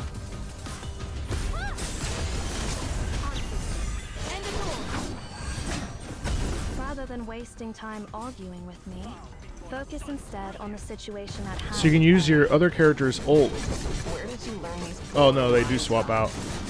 Did Cosmos teach you that?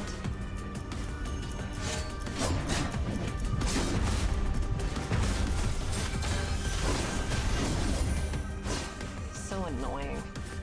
Don't interrupt me while I'm talking.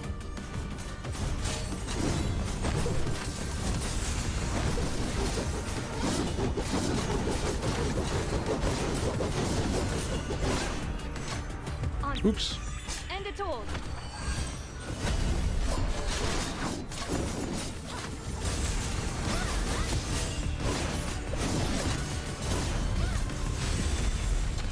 Nice, okay. That's fun. Already calling that simpleton the seer, huh? Man, she's super not on You're board. getting more vulgar. Is that a bad habit you picked up during your years outside? No one can control the activation of the beacon. What Sia said was true, and the prophecy is true. This is enough to prove Sia's identity. Or are you being stubborn for the sake of the impossible? This attitude, caring about absolutely nothing. It's seriously disgusting. I wonder what it'll take to crack that icy expression of yours. I do not understand why you are so fixated on something beyond your control. The bird nods approvingly. That's cocks its tail. Hang on a sec, both of you.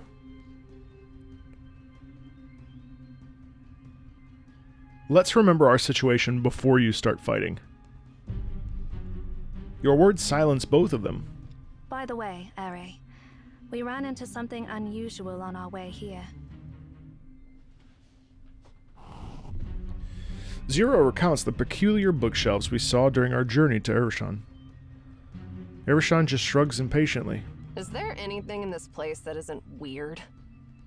Instead of getting sidetracked by irrelevant stuff, perhaps we should focus on what to do next.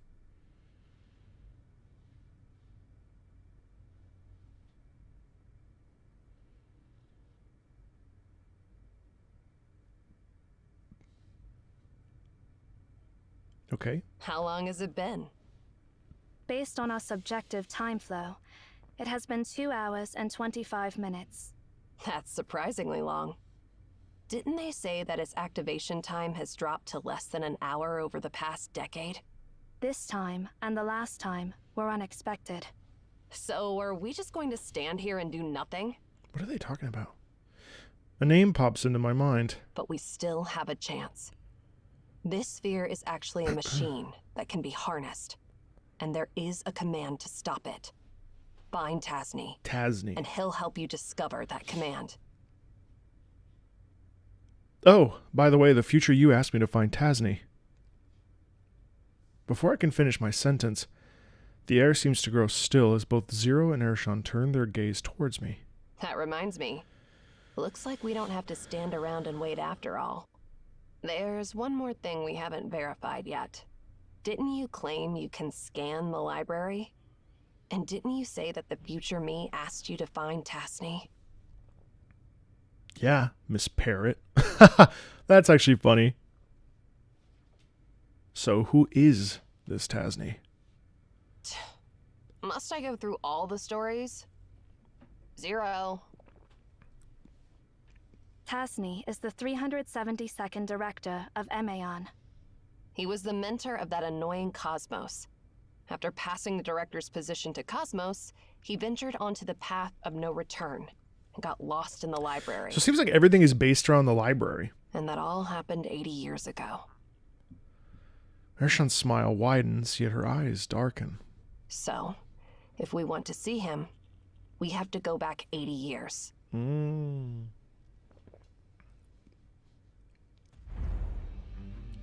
Chirp, chirp, chirp. Settlement. Let's see.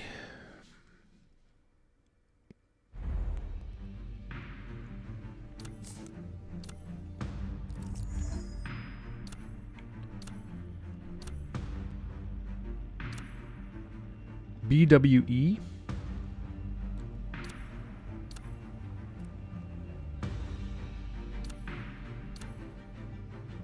Oh.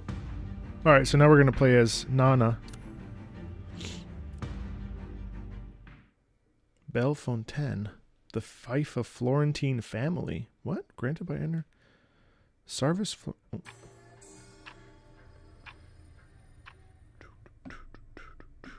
Approximately 5,000 years before the world calendar, humans discovered a massive black stele within the land of the Roaring Lion. The black monolith possessed incredible power, and the vision it brought was regarded as a divine revelation.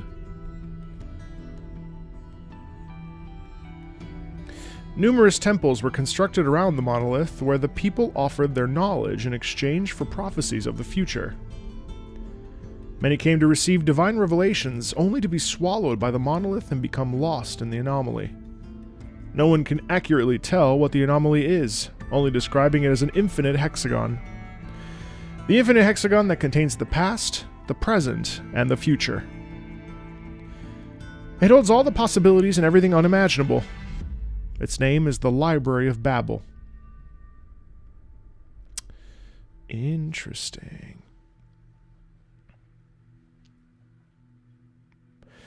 In the center of the tower, the glyphs on the surface of the black monolith begin flashing more frequently. As all the glyphs on the monolith light up, an eerie light fills the entire tower. Every room in the tower begins to transform, following the scheme of many mathematical laws, duplicating, translating, folding, extending, mirroring, flipping, creating an infinite space that defies reality.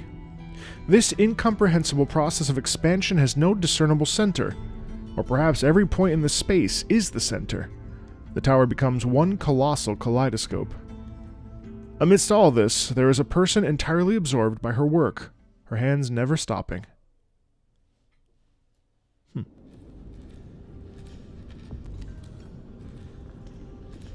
Enki? Enki? Where are you? Ninsar? Enki.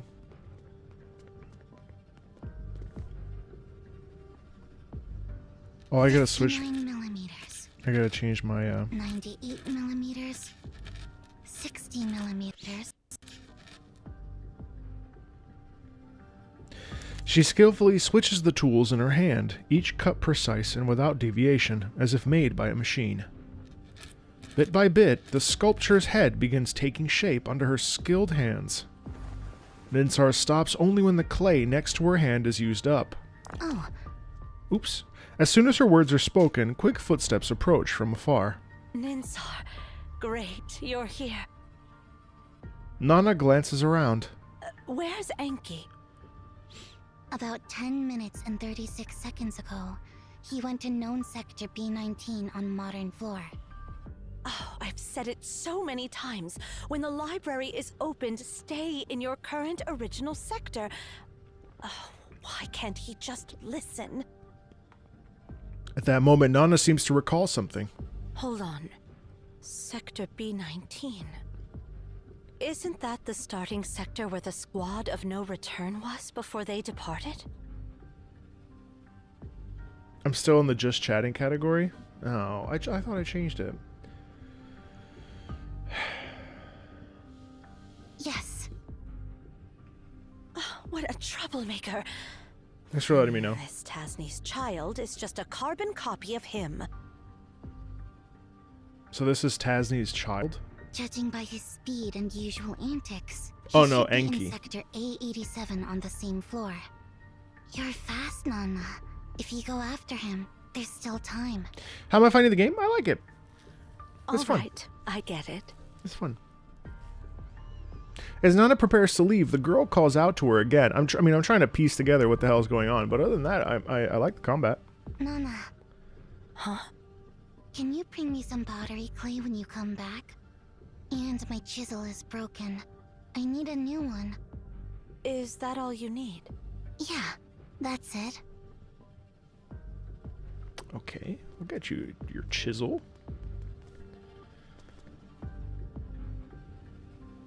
Honestly, no one knows what name Ninsar will give it once the statue is complete.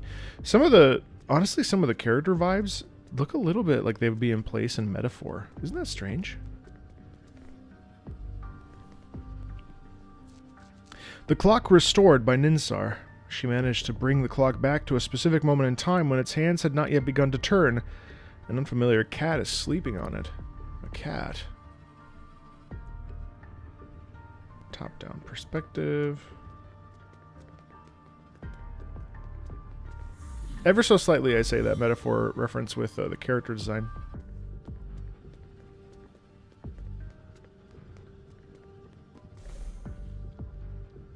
Yeah, it doesn't feel overly stilted. Nana's skill 1 has 2 stages of attack. The first use of skill 1 throws the blade forward.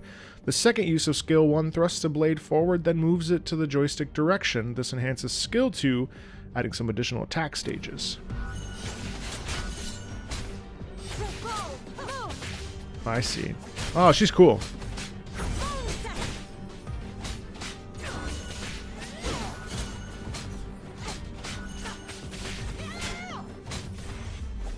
Wow, I like that.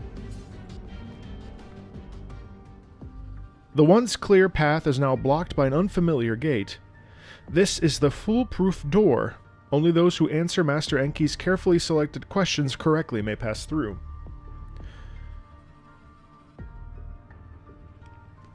Well, she did that because she knew him.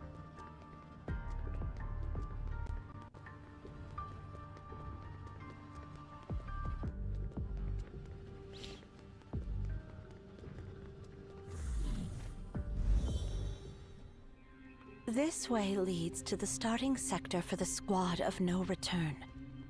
Enki left his special markers here. Looks like that brat has already made up his mind to leave. Enki! Oh, there's Enki. So yeah, it does look like a scroll of some kind.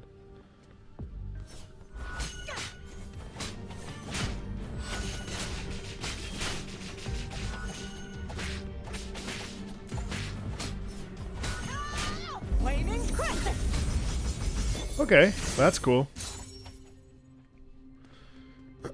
Want to keep switched to per... Okay, so wait, we've been here before as the other team, I think.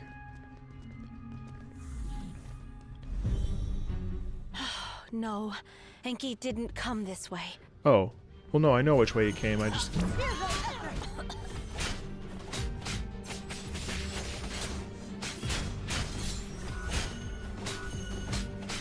Oh, she's fast, I like that. Yeah, no, Enki came this... Oh, I guess I don't have a choice. Alright. He went this way then.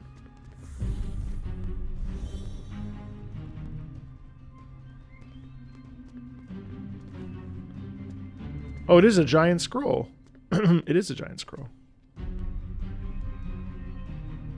15 minutes have passed. Good. The biggest obstacle to my plan hasn't shown up yet. Once I cross the next sector, I can blend in with the Squad of No Return. And this time, I will... The figure looming in front of Enki ends his grand plan. You will what? Whoa, Nana! How did you get here? The voiceover is really good. No way! How did you pass the foolproof door? I prepared so many questions! Did you really answer them all correctly? Either that's a child or a girl a woman that sounds very childlike. Could it be you know how many grains of sand are on Earth's surface? Or calculate how many drops of water it would take to extinguish the sun? Or how long it would take a chocolate bar that doubles in mass every minute to fill the entire universe? I like how he's very much a young boy. Of course not. I didn't answer those ridiculous questions. I just smashed the gate. By the way, you're not allowed to install any gates without permission. Enki's eyes widen in disbelief with a hint of dissatisfaction. I protest! Only the most despicable of brutes would resort to such a crude method to bypass the foolproof door! You're cheating! Cheating! How could you? Enki yells and scans the surroundings, seeking an opportunity to escape. But before Enki can make a run for it, Nana grabs the back of his collar and lifts him up like a kitten. A stinky brat who doesn't follow the rules has no right to protest. How many times have I made it clear? You and Ninsar aren't allowed to venture onto the path of no return until you're grown-ups. If you continue to be so disobedient, I will kick you out of the tower for the rest of your life. Enki tries to say something, but Nana's stern gaze silences him. When he realizes Nana may kick him out of the tower forever, his face goes white. Please, Nana, don't. I'm sorry, my good Nana. And Hedwana. Please don't banish me. Oh, her name is Enheduana. Stop calling my full name with that pitiful tone when you want something from me. Enki tries to explain, but Nana notices humanoid creatures approaching from the unknown sector. She decides to postpone her lecture for now.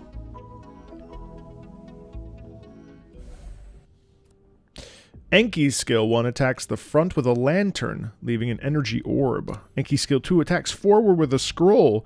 Hitting the energy orb causes hitting the energy orb causes a knockback and explodes upon contact with the enemy. I'm not acting innocent. I mean it. I swear on the Library of Babel that I'll never secretly call Enheduana an old, nasty, stupid woman behind your back. But Chill out. Oh, for the sake of Tasni. For the sake of Tasni. This path is blocked. Take a detour. I think I'm doing that wrong.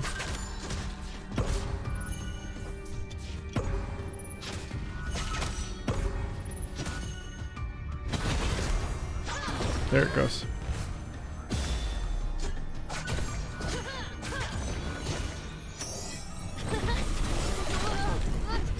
Shortcut appeared. Yeah. Take a detour.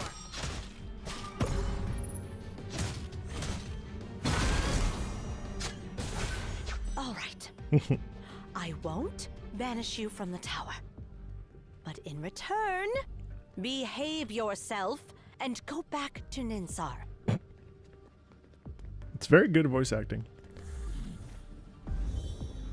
Combat doesn't seem totally brain dead, which is nice too. It actually feels like you gotta think a tiny bit. Which is nice, actually.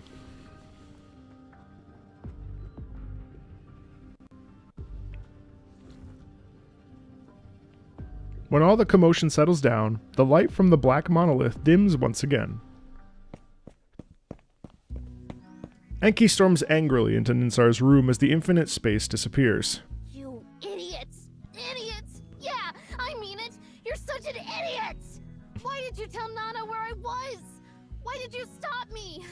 Didn't you promise not to tell her my whereabouts? Ninsar continues her work without even looking up. That was just your one-sided request. Ugh. I don't remember agreeing to it. I don't care! You're mean and stupid! Really good voiceover. Ninsar is a dummy.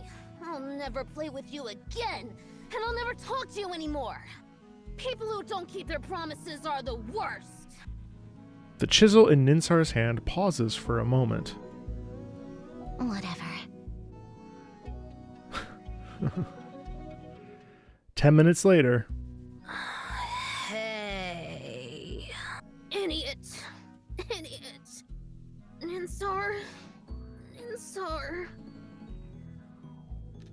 Ninsar remains indifferent. Really good art. That's nice. Sister. Sister. The girl finally turns her head. What's wrong? Enki fidgets before reluctantly handing over an object. My apology. In Enki's hand is a brand new chisel. Here, I fixed it for you. Just as Ninsar is about to accept the chisel, Enki retracts his hand and starts rambling. No, this won't No, do. Zero. It's too ordinary, too mundane. How could I create something so plain? Hold on a sec. Let me add the rifling and explosives to this chisel. Then it can help you blast through rocks and reach the working surface needed for the sculpture. Don't worry, I'll include a control system to ensure a precise blast range. Accurate to the millimeter. I know there are many parameters to consider, but I'll make it happen in just an hour. Ninsar quickly grabs her chisel. No need. This one is good enough. You're so mean. Enki sulks, hanging his head.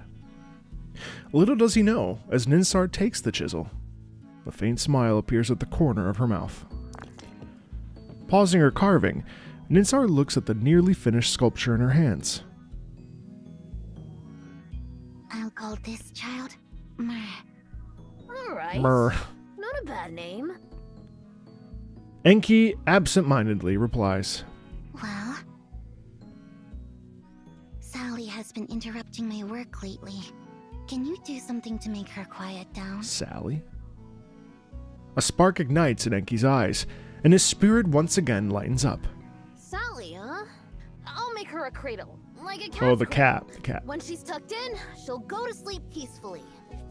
No, that'd be too boring. Let's see. I'll add some extra features. How about this? I'll make a special cradle that, when you place any creature inside, it won't need to eat, drink, defecate, or lose hair. Forever in peaceful sleep. Alright, let's go with that.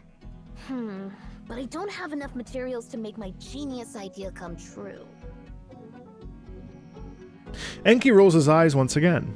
Hey, Ninsar, perhaps we could use your... His gaze lands on a clock that Ninsar has just repaired. No way. Don't touch what I fixed. They do have brother-sister energy, don't they? Enki's expression is instantly turned sour. I just don't get it. Aren't you bored of restoring these ancient relics day in and day out? Even if you fix them, they're just lifeless objects that won't progress any further. So why don't you let me give them a makeover? I don't understand either. Why do you have to make Nana angry? Why do you always want to go deep into the library? If you have questions, just ask me, and I'll give you the answers. You don't need to find your answer in the library. What are you exactly looking for in there? Ninsar is getting riled up. All of a sudden, Enki turns his head, locking eyes with Ninsar, and speaks with grave seriousness. I want to know why our father embarked on the path of no return. Enki's reply leaves Ninsar speechless. So how about stop acting all smart if you can't even answer such a simple question, sister? If I can go deeper into the library, maybe one day I'll meet our father and ask him that question myself. I like the white, gold, and black. That's a really nice visual aesthetic, I think. You know that's not going to happen. He left 10 years ago. Even if we set out now, we'll never find the time sector he's in. Please, Enki, don't say anything like that again. Whether inside or outside the library, humans' short-sighted perspective will always prevent them from seeing the truth. Don't let the library consume you.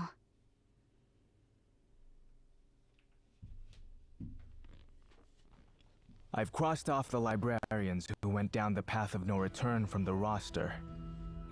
Are you doing all right, Nana? Oh wow, even an NPC has voiceover. What do you mean? I'm talking about the 2 kids Tasni left behind. They're the only ones who can make you look so grumpy. I'd rather not talk about them. Let's just say they're giving me a headache. One of them is always curious about everything, while the other doesn't seem to care about anything. If only they could somehow balance each other out. They did cause you a lot of trouble, it seems. Dealing with Enki is simple. Just give him a good beating and he'll behave. Or at least pretend to. Oh god. But Ninsar... well, you know. To her, everything is transparent. After all, she has known the answers to everything since birth. So naturally, What? she has no expectation for anything. Well, they were born inside the library. Oh. Maybe it messed with their heads? Despite their extraordinary intelligence, they're still limited by their young bodies. So their desires come across as innocent and unfiltered. Tasni sure left you with 2 troublemakers. Well, let's forget about it for now. What's causing me a bigger headache is our dwindling numbers. We're short-staffed. Yeah, many of us have gone down the path of no return. The library's opening hours are getting shorter. And everyone's worried it might close permanently. Me too, Nana. I've applied to join the next squad of no return. You won't see me after the beacon is activated again. What did you just say? Hey, don't give me that look, Nana. The library is open only for too short of a time. So, if you want to keep exploring the unknown sector, there's no turning back. So there's a bunch of risk about going to explore the unknown sector. But what's the harm? We won't return until we reach the end of the library. That's where we'll all end up eventually. I've waited for this day for far too long, Nana. I hope you can give me your blessing before I embark on this journey. Let's think back to the past and think about how far we've come. The first explorers of the library didn't even know how to get back to reality. Thousands of Emians sacrificed their lives to find the difference between the primordial sector and the unknown sector. By studying the unknown sector, countless Emians suspected that the library is a comprehensive collection of all human texts. Like a decoding machine. Okay. It was only when our predecessors discovered a room full of Elish meditations that had the exact same content but different punctuation that the hypothesis was confirmed. Based on clues, records, and legends, our predecessors started to realize that the library might contain things from different eras. The extension of the library's time. And only now we have glimpsed its vast expanse. This is the Black Beacon has sort of messed everything up, isn't it? Until recently, some of us suggested that there is no separate time dimension within the library, but rather, time itself is an extra dimension that has always existed. I'm genuinely curious about what else this library holds. Nana, I'm really curious. What is it exactly? Does it have an end? And why did it keep creating new content? There are so many unknowns ahead. Why do I And keep must creating new embark content? on this journey. How can I resist? Pray for me, Nana. If we meet again in the future, I'll be sure to have the final answers. And when that time comes, I'll share everything I've seen and heard with you. Oh man, this random NPC has like a deep life story here. Nana smiles, looking into eyes filled with pure curiosity. I understand. May you return from the library. Thank you, Enheduanna. He returns the same smile. Although, I'd prefer to meet you again on the path of no return. What waits at the end of the hexagon? For every Emeon, that has always been the ultimate question. No one has ever reached the end, and no one has ever returned. Therefore, the question remains unanswered. However, everyone desires the ultimate answer, which eventually drives them onto the path of no return.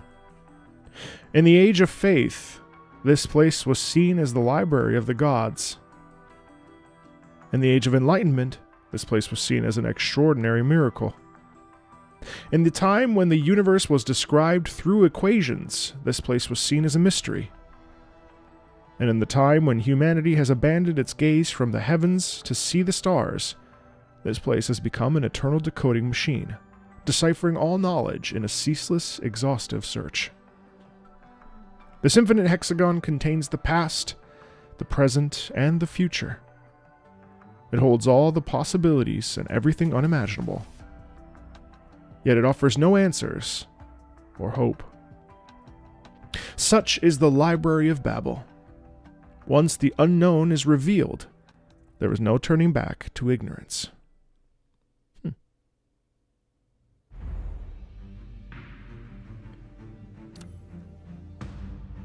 Is this a movie? Tasney. Looks like it's a movie.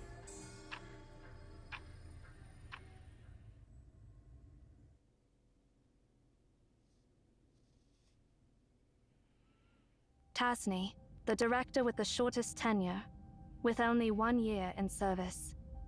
There is very little information about himself. Nevertheless, his inventions could fill an entire encyclopedia. For example, Jorge Luis Borges? Of automatically proving or disproving any propositions. Oh, I see. That's an interesting parallel. He even created a model for the expansion and cooling of the early universe after the Big Bang. So it's as if the Tower of Babel somehow never was removed, never was abandoned, never was destroyed, and what that would be like for humanity. Legend has it that he embarked on the path of no return to create a new language that could bridge all communication gaps.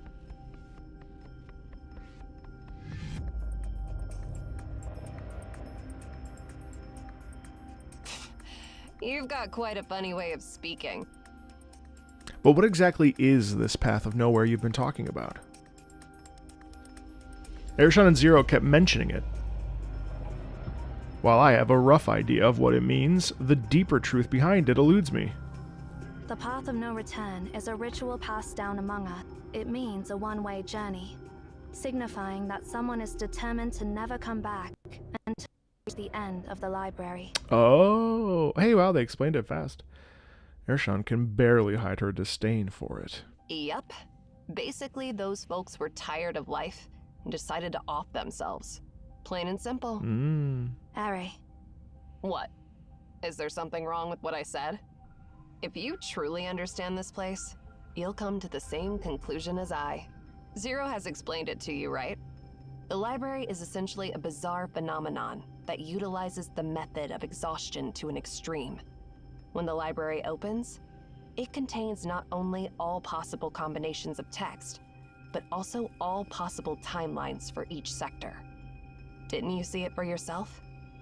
Those infinite unknown sectors are the result of this exhaustive process. Imagine an infinite number of monkeys typing away, and eventually, one of them will type out everything that happened in your life. The question is, how do you find that specific monkey? It contains everything, and it contains nothing. Such is the Library of Babel. But in the past, people had superstitious belief that this library held a book of omniscience, a compilation and index of all books. Because if you find that, then you find all the answers. Supposedly, finding that book would give you the key to all the answers. What I just said. Has anyone found that book? No. No. That's why it's just a superstition. Nowadays, few would go down that path for such nonsense. Once you embark on the path, you must leave at the exact same time and the exact same place you entered before the closure. Missed, and you can no longer return. With the library opening for shorter durations, exploring the unknown regions will inevitably lead you to the path of no return. You said you could scan the library, but it seems like you're clueless about what it really means. It means you're able to travel to any era you want and return to your current reality whenever you please. Ershon comes closer to me, her gaze intensifying. Do you understand why countless MAONs are so drawn to such superstition about the library? It's the unknown. The fear of the unknown leads them to see the library as a god. So much so that they're willing to sacrifice their ideals and their very lives for it. Your claim of being able to scan the library is, to us, blasphemy. If our endeavors, even at the cost of our lives, mean nothing more than a walk in the park to you, then your very presence will shake the core of our foundations. Well, I like that they're explaining it in a reasonable way. She firmly places her hands on my shoulders. So, if you're truly the seer, how far back in the past and future can you see? Show me. Each word she utters hits my ears like a hammer. Ershon's face suddenly appears to double as she draws near. Ari, stop it. In my blurry vision, I see Zero trying to intervene and stop Ershon. And once again, I'm engulfed by a familiar sense of chaos. It is coming again. My vision becomes obscured as a soft whisper echoes in my ear. Where are you going? I understand. Everything will go as you wish. See ya.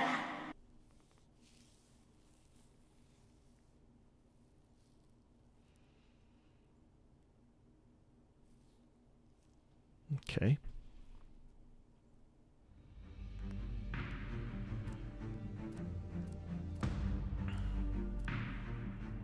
Oops.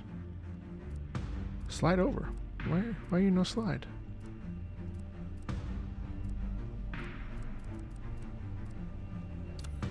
Oh, settlement this way.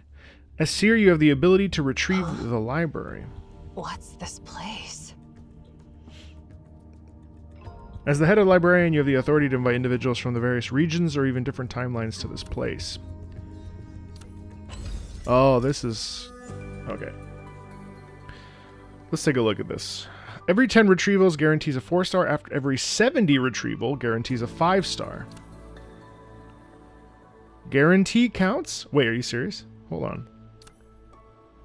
You mean to tell me there's no...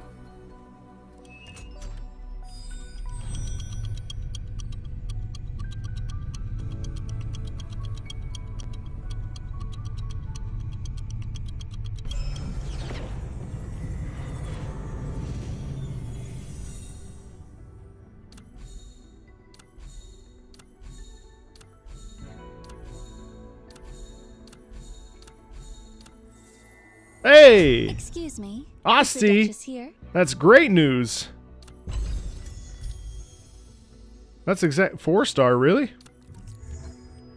Let's put welcoming a new member on hold for now. I have some exciting news for you. Once you reach a certain threshold, you'll be able to Once you reach a certain threshold, you'll be able to designate specific individuals to join us. After all, we are the leaders of the Secret Alliance. Even if you're unfamiliar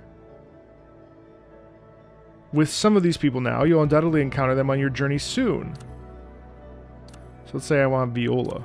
Select the character from below after completing 30 retrievals for the first time in Mortal Wanderings.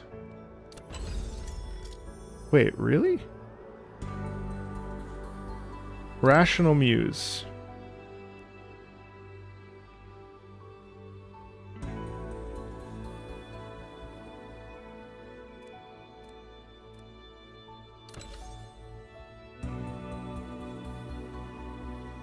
She's a 4-star.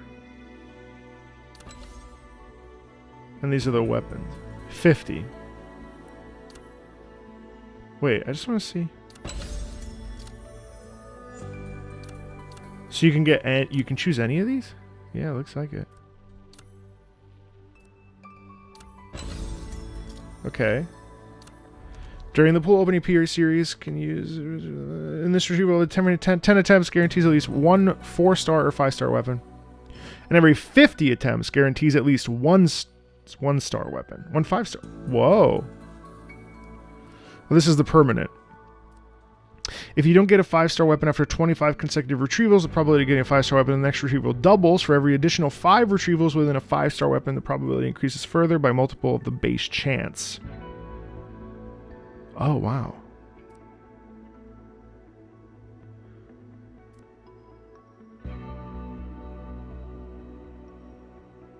Wait, so then... Hold on. Is there no... Well, this is the permanent pool. Let me see. Let me just...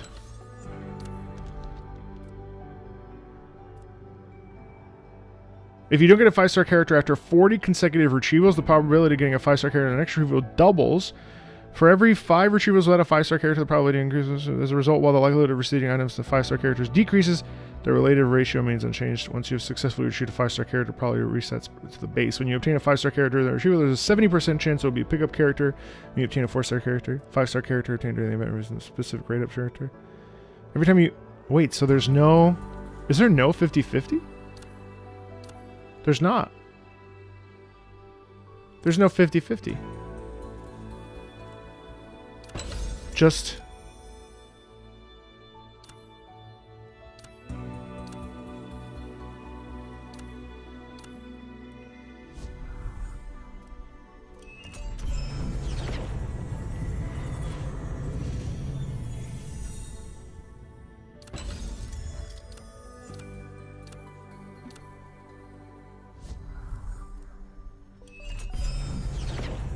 $70-30.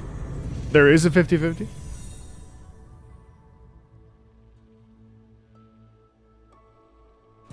I think I misunderstood though, because does that mean that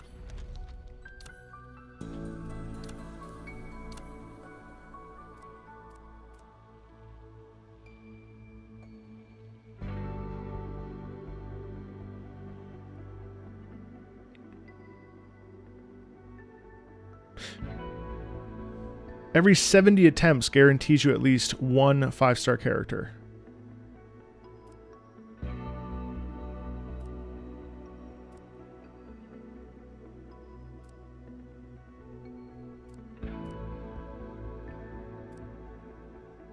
Oh, I see. Oh.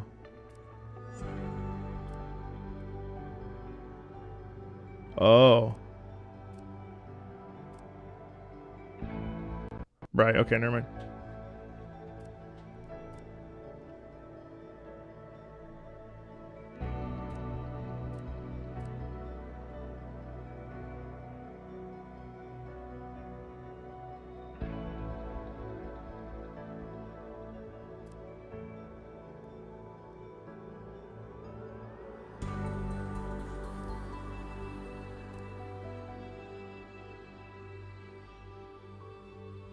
When you obtain a 5-star character during retrieval, there's a 70% chance it will be the pickup character. When you obtain a 4-star character, there's a 70% chance it will be a 5-star. Hey, Buffalo Chicken, what's up?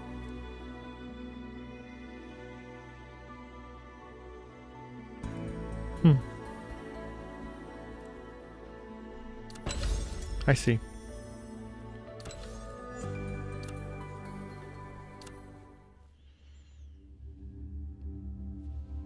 Character. Asti. Tutorial. Let's see what she plays like. I'm curious.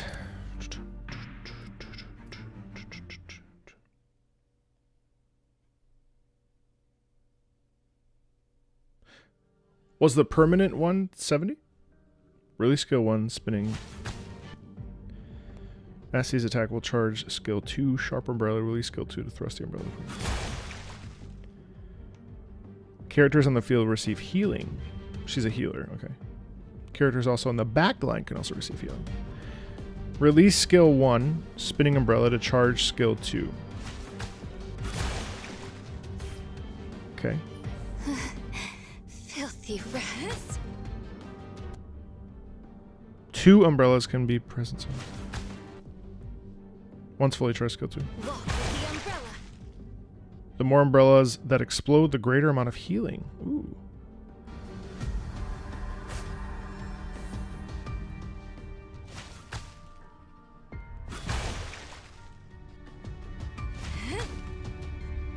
Walk with the umbrella. Then another one.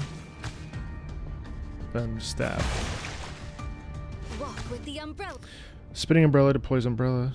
Cover umbrella shadow. Need an umbrella? Whoa.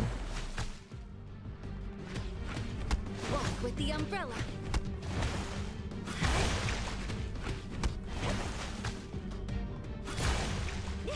Walk with the umbrella. Walk in the rain.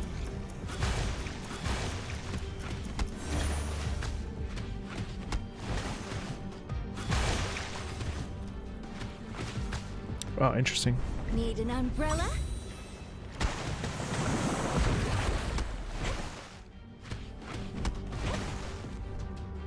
Okay, cool. That's a cool character. Well, it looks like they're working on a PC. The game is people trapped in the Tower of Babel. Yeah, quite literally, that is the game. She's dope. Oh, she's the one with the costume I like. That's right. Pure energy bonus. What is this? Huh? What's this place? Battle pass. Okay. 7.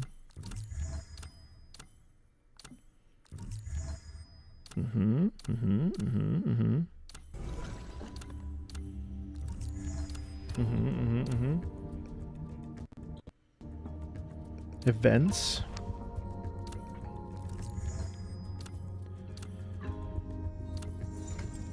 Limited clarity. What is this? Claimable. Claim. This is the permanent banner, probably. Oh, okay. These are the different characters available. Oh, Florence. Let me try Florence out really quick. I like the gold-brown hues. Is the weapon guaranteed? That I'm not sure about. I didn't... I don't know.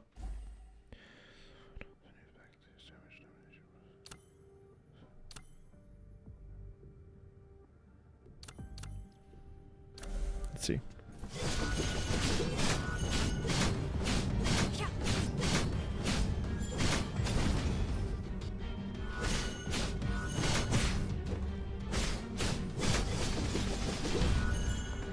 Forgive all sins. Blooming from the flames. In the name of Florence. Whoa! In the name of Florence.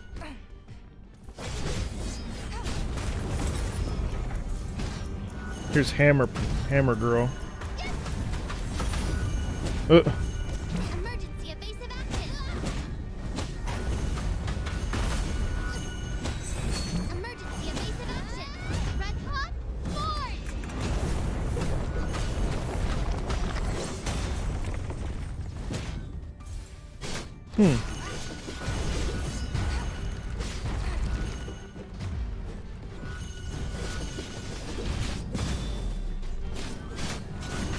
Forgive all sins.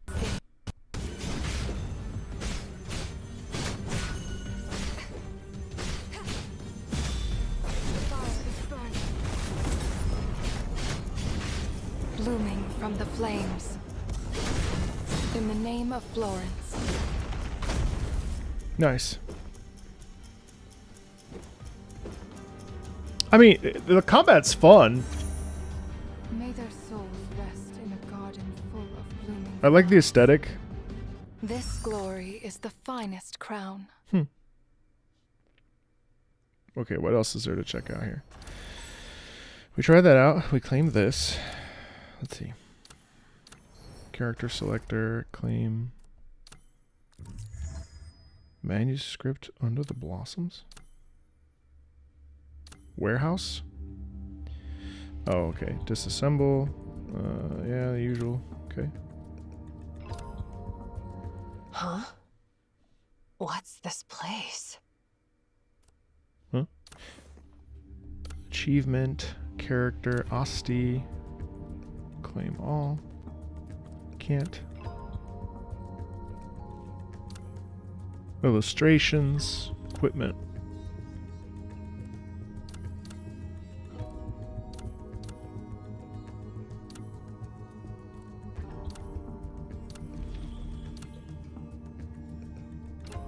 Enemies are interesting.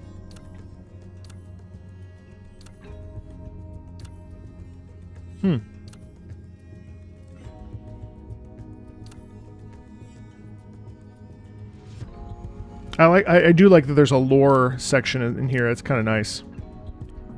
I mean, it's not like necessarily detailed, but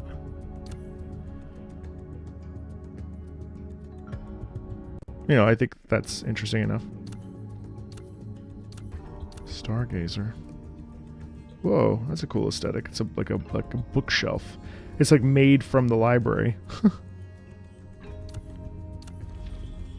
Character compendium.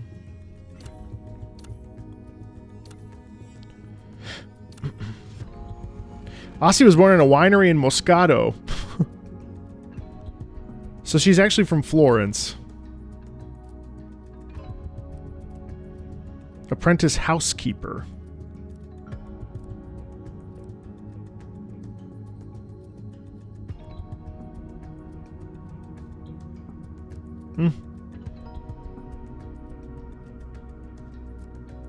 Seems like that's like a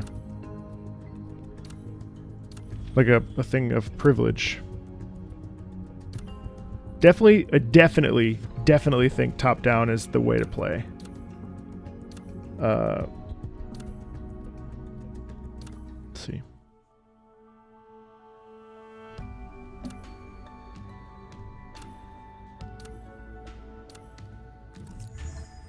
Level boost.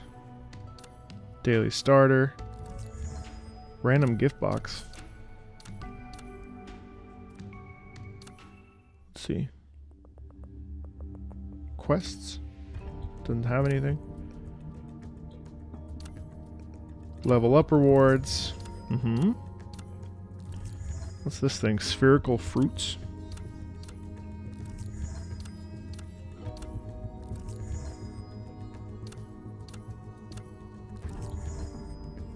Okay.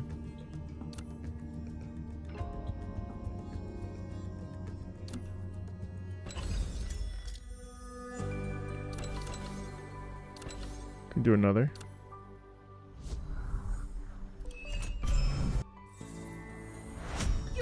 Asti. Before we get to introductions, first add me on social media. Thanks for the... She must be...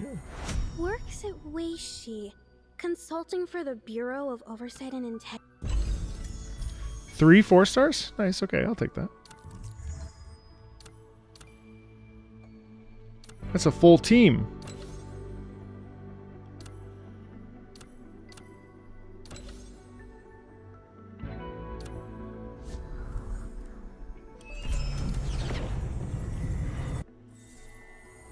Master once said that if I hadn't found...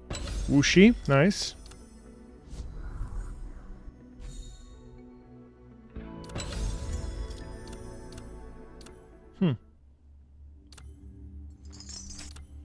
So what does she actually do? What does Ozzy actually do? You really think it's missiles? That'd be hilarious. Let's see. Yeah. See you, Buffalo.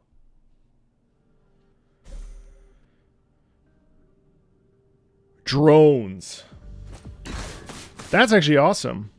After air strike. Air raid strike. Inner circle hit. Ozzy accumulated firepower double. Speed will double.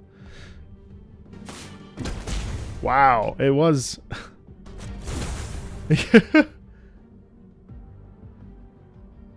Target spot is fully charged.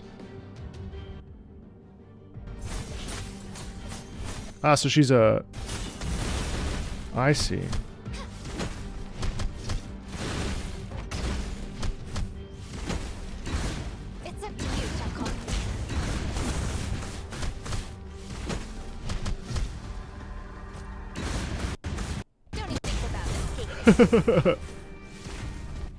That's funny. Target locked. Bombing run. Yeah, wow. Did she just take a selfie? Yeah.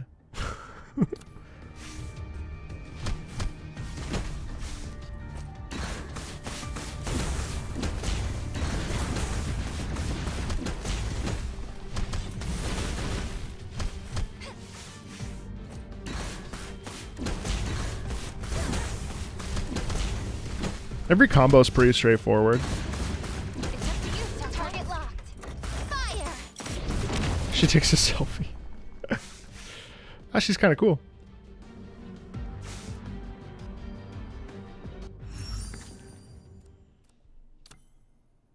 Okay, and then last I want to check out the dual daggers guy. Wenshi, I think his name is. Where is he? Wushi, excuse me. High difficulty? Let's see. Probably because he's a single target. Let's see.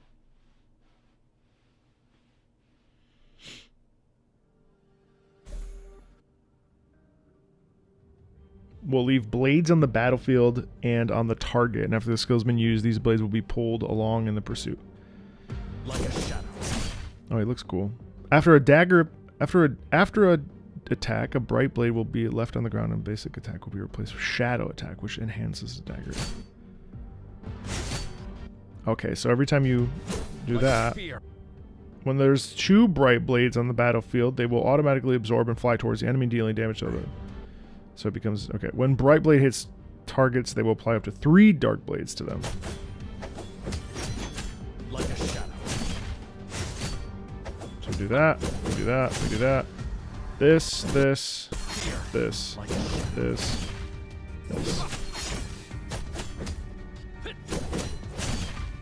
Oh no, I'm doing it wrong. Hold on. Like a spear. There it is. Whoa! Skill 2 teleports targets. Oh, okay. Put a dark scar mark on the target for the first time.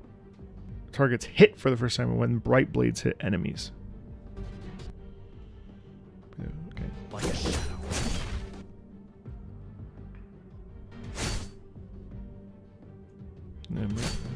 Like a spear.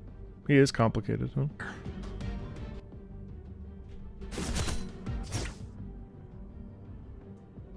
Oh. Because he teleports. So it's this, this, this, this, this, this, this,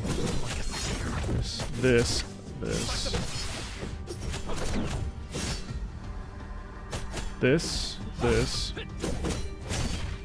this. Nope. Like a shadow.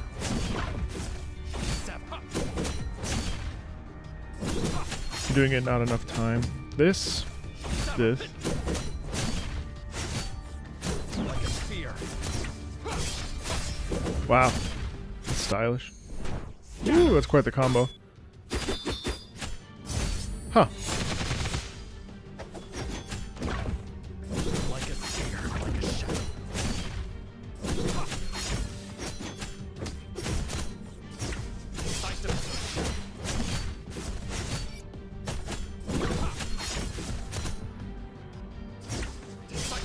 Ah, he's cool. Okay.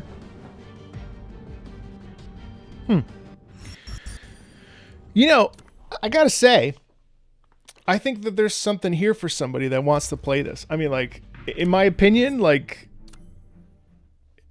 it's definitely like, oh no, I don't want to do Shamash. I've already done him. Hold on a sec. Huh? What's this place? You know, that's a 4-star. I think in reality, like, here's the thing. I definitely think that there's something here. If this is something that interests you and this is the type of game you enjoy playing, like, I mean, I think that there's a lot here to enjoy. First of all, I think that the character designs are pretty interesting. I think they're cool based on what we saw.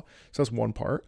I also think that the combat is fun. You know, the action sort of slash hack and slash game mechanic, that's something we see in many of this type of game, but I certainly think that it works. Seeing it from the top down is pretty interesting. I thought what I saw from the story was you know, it definitely, I wanted to see more and try to understand more of what's going on. But the character-to-character interactions are actually like surprisingly good. Like, I didn't expect the voiceover to be at that high caliber. There was a lot of the issues that sometimes we encounter with these games is that sometimes the voiceover is just kind of all over the place, or it's like monotone, or it doesn't feel like they're in the same room with each other, or they don't really feel like they're properly interacting. So I definitely, in fact, I would say that to me is like one of the biggest strengths of this game so far is the actual like voiceover. I felt that the conversation and the kind of chatter back and forth helped me understand the plot. I feel like we're still early days. I mean, we stopped at like 1.7, so like things were starting to make sense. They like actually explained what the Black Beacon was. They explained in so many ways. They explained what the Tower of Babel, how things have evolved, you know, talking about the idea of like climbing up to the very top of the Black Beacon, at the top of the tower, and realizing that there were no gods up there, you know, talking about the ramifications of what that would be like for a society. You know, the Tower of Babel is not something that we ever really talk about, and it does seem like there's a bit of like alternate sort of futuristic sci-fi history going on. I thought the presentation was really well done as well, considering it's a beta. There were minimal translation errors, and actually the script made sense, which is something that is very difficult to achieve. A lot of times these games get into a habit of talking rather than presenting, and I feel like this was striking the balance of that, you know, fairly well. You know, I think the combat's fun. It's certainly something that we see a lot. So, but the top-down aspect of it makes it a little bit more interesting and unique. Character design's really cool, as we saw. You know, I'm really actually kind of surprised. Yeah, I mean, I think once this game comes out, I'll probably give it a shot because, like, I'm always intrigued by these games. I'm definitely curious about the pulling mechanic and how that will play out. It wasn't super clear to me upon looking at it, but I think, like, you know, I think it's really cool. Obviously they sponsored this stream and they've sponsored, you know, a highlights video for later. But those are sort of the initial thoughts that I have on it. It certainly kept me engaged. I mean, I didn't have to stay half hour after the 2 hours to like look at the combat and look at these characters, but I do find them kind of intriguing. So I wanted to see what they had to offer. And yeah, that's sort of my like initial impressions on this. I don't know. I'm curious to know if you'll pick it up or try it out. Was there a skip? Oh, that's a great question, actually. Let's see. There wasn't a summary, but there was a skip. Let's see, though. If we go back to, like, let's say... Can you go back? Yeah, you can. Hold on. Let's see. Well, so first of all, quick formation. Let's just pick, like, I don't know. Let's just pick some of the characters that I haven't used.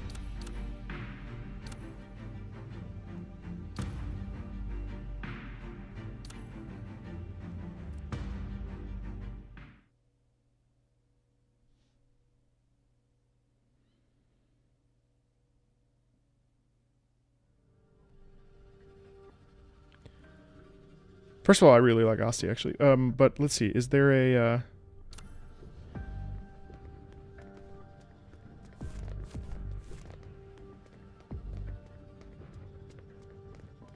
Well, no. Well, you can't skip this because this is like actual gameplay. This is the second time. Okay, what happens if I... You've noticed it too? What happens if I touch this? Something feels off about that bookshelf. What happens if I... What do we get here? Ah, look at this. Oh, this is cool.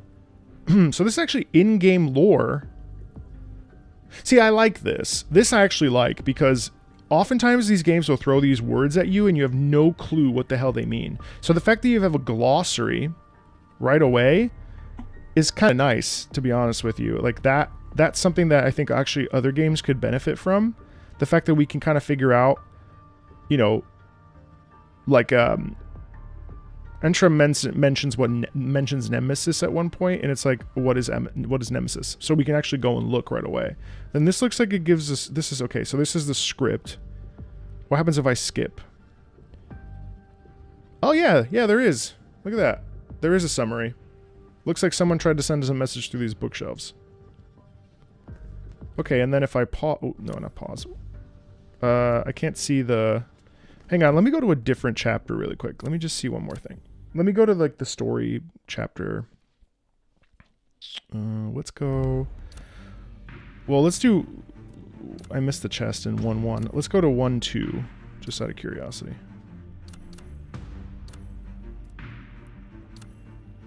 Wait, what does story mean? Hold on. What if we click... Story? The bookshelves are arranged differently. We have entered the unknown section. The purpose of information lies in its retrieval, not in creation. Simply compiling everything in the same having nothing as these information cannot be accessed. They're good as nothing. Wait, really? Is that... What? Okay, wait. How about 1-6, since this is predominantly story? What happens here? I'm just curious now. Now, let's say I want to skip. Tansy served as director for only 1 year, making him the director with the shortest tenure. He didn't leave much information about himself. Okay, I mean, I guess that's the gist of it. But it's also, this is also the description. This is also the description in here. So,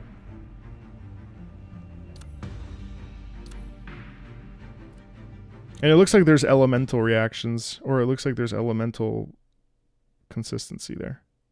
Let's see.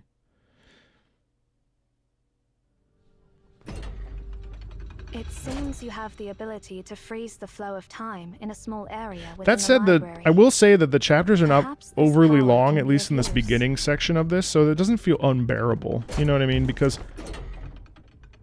one of the things that can get kind of... Alright, what happens if I skip? It looks like someone tried to send us a message through these bookshelves. Okay, well, it's not... It's definitely not a detailed summary. Well... Alright, what about this? Yeah, no. No, it's not. But I suppose if you don't really care what they're saying and just want to play, you'd be like, okay, they sent a message, cool. Alright, what happens here, though? Oh, no, nothing. This is combat.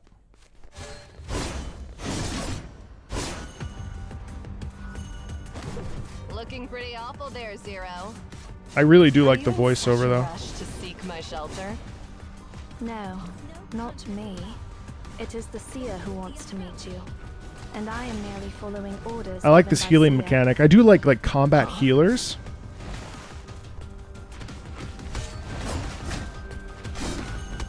Need an umbrella?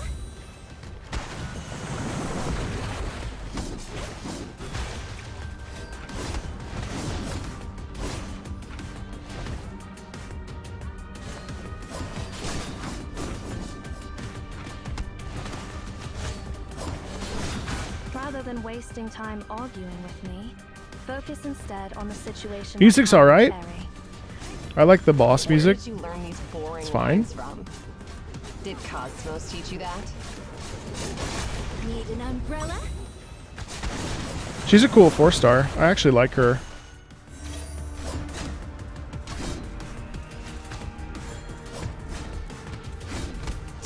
So annoying. Don't interrupt me while I'm talking. So I actually get...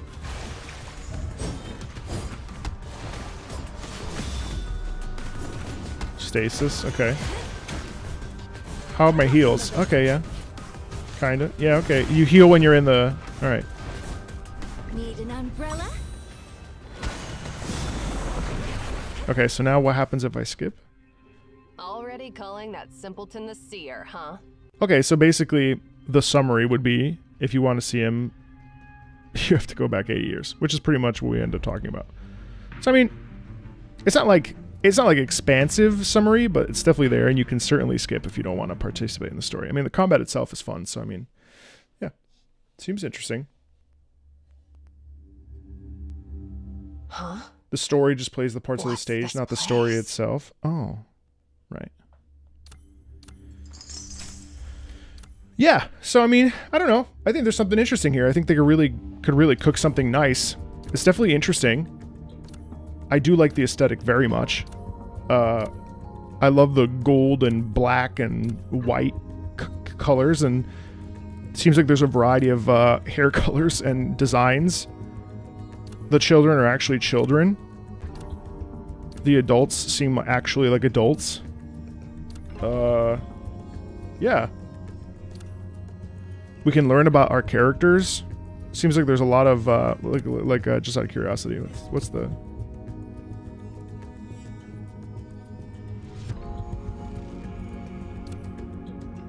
So there's an affection system which unlocks more character story. So if there's some, if you want to immerse yourself in this, I suppose you can. It brings back memories of attending classes at TownClan. Let's update my status to celebrate. Will this make me trending? It won't. Bummer. Is this for me? Then there's no rush to open it. Now help me get my tripod. I want to get a photo of this and post it online. That's funny. I mean, obviously, yes, there's a dupe system. A skill. The tutorial. That's what that's supposed to be. Skill boosting. I don't know what these are. Oh, these are just like all the different stats. Yeah. Well, with that, I think that that's a good spot to end the stream. I mean, definitely an interesting game. I'm glad that they asked me to check it out, to be honest, because this was something I had seen when the trailer came out. And I was like, ooh. And so when I saw the opportunity come in for a sponsored stream, I said, absolutely, I want to check this out. So, shout out to them for letting me hop in and explore it, because you never know with these, and trying to get, I play so many games to begin with, and I'm always kind of looking at what's coming out and always curious about it. So I don't know, that was fun. Yeah, I will talk to all of you later. This was really, really a good time. Stay tuned for a stream tomorrow, public Patreon live stream. Saturday is something. I think I'm going to play Dynasty Warriors Origin on Saturday morning. So come watch that if you enjoy Dynasty Warriors or you're curious about what that's about. It's actually amazing. I'm actually like addicted to it. Really, really fun. Then next week, I think I'm going to be starting Sonic Colors, if that's of interest. You think if it was turn-based, you would like it more? No, I actually prefer that action combat. Turn-based, I'm kind of moving on my life with. I'm glad that it's action combat like that. I prefer it. It's part of the reason why I like, Wuthering Waves, and part of the reason why I like other games in that nature. Turn-based is not a problem, but yeah. All right, guys. You want to tell me all the deep lore of Dynasty Warriors? That sounds good, actually. We'll have to explore that, or at least Warhammer. All right, everybody. Take it easy. I will see you later. Thanks a ton for hanging out. I really appreciate it. It was fun.